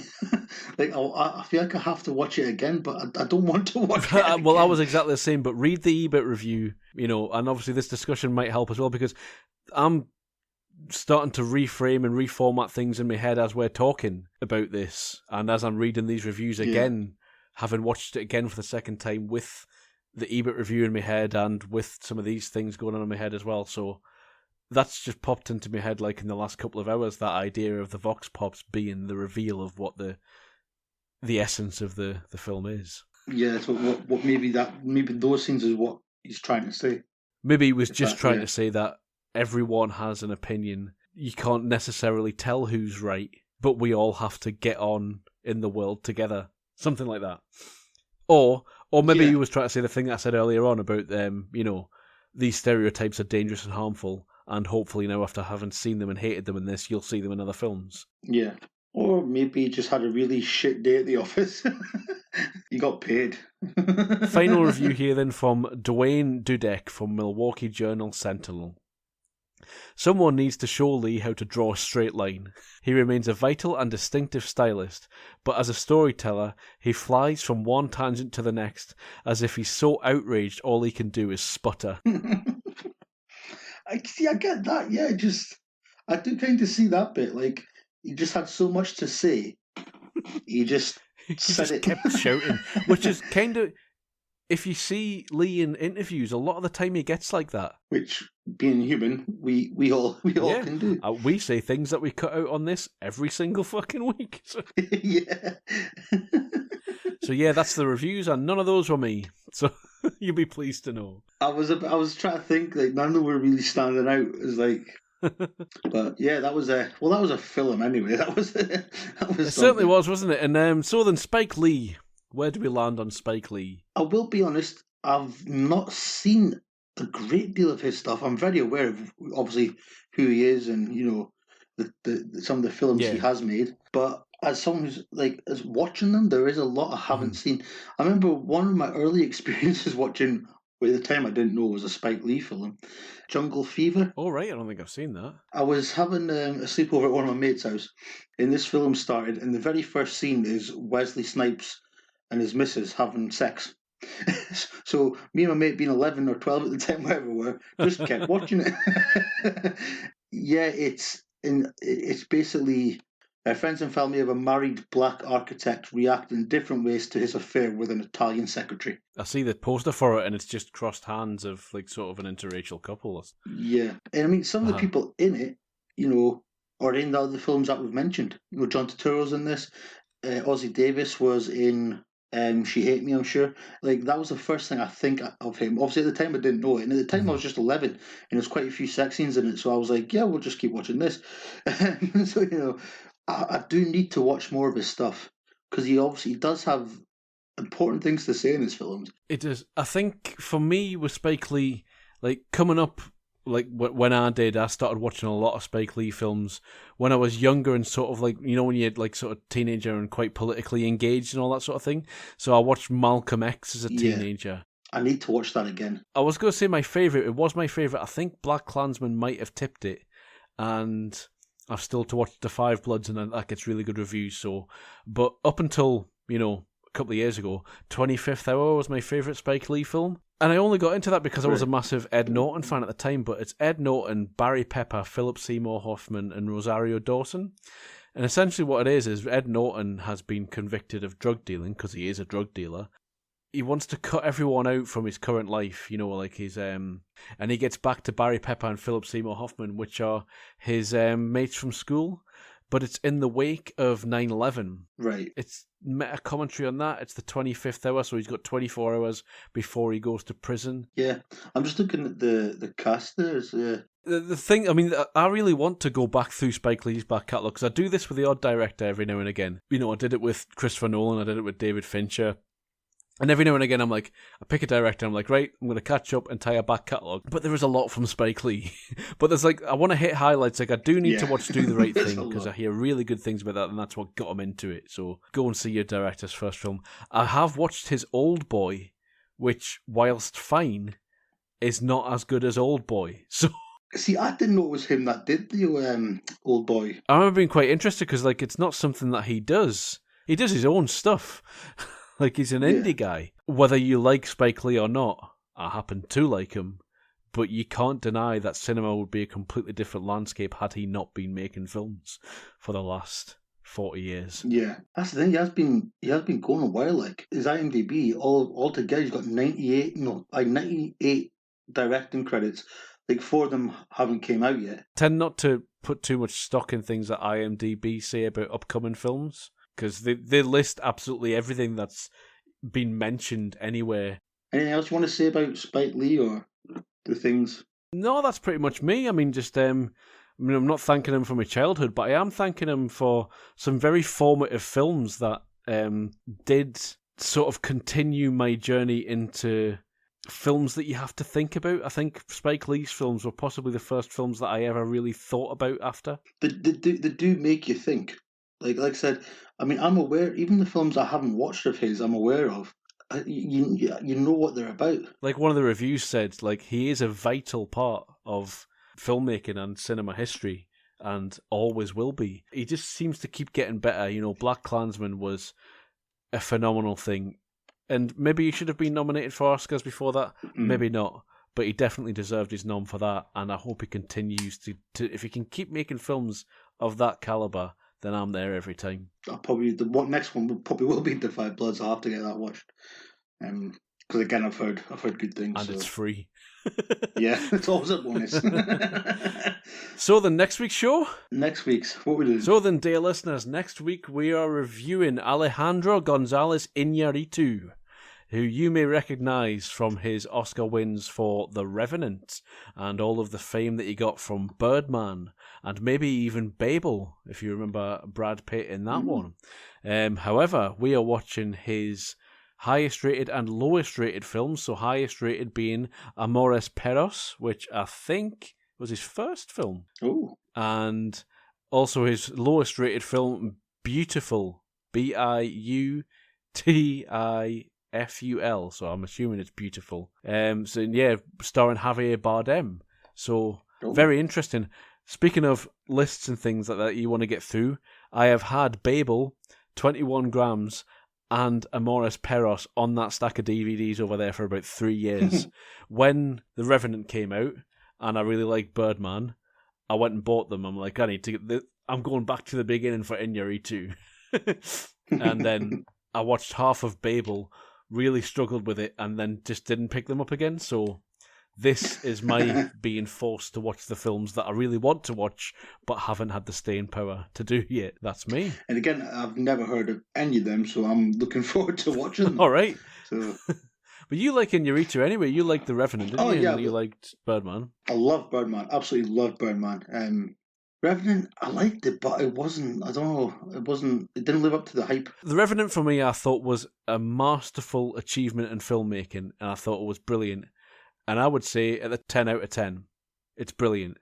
I don't like it, though. So, thanks very much again, listeners, for listening to this all the way through. You have stuck through a long one this time, I think, depending on how much we cut out.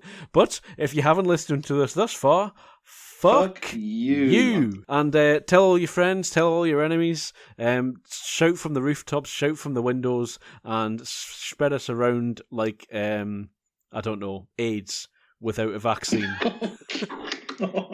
Provided by Anthony Mackie. That was another thing about that film, Sean. Unprotected sex. They were so willing after the first one that wanted like a proper screening. The rest of them were just like, I'll take fourth. Yeah. Like lining up and bending over pretty much.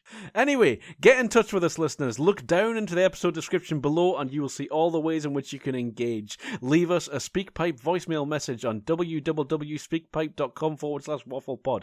Send us an email at w.a.f.f.l.e.podd@gmail.com. Find us on Facebook, Witty Analysis of Feature Films and Light Entertainment, on YouTube, Waffle Podcast, on Twitter, Waffle Podcast 1, and use our podcast affiliate link to create your own podcast and try and blow us out of the water with your phenomenal banter. Do it. End of podcast. And as we always say on this, I'll take Spike Lee's penis. Absolutely.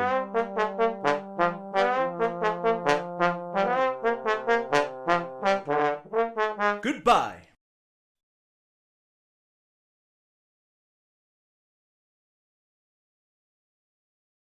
Yeah, spread us around like AIDS. Fuck. Don't know where that came from. That was dark.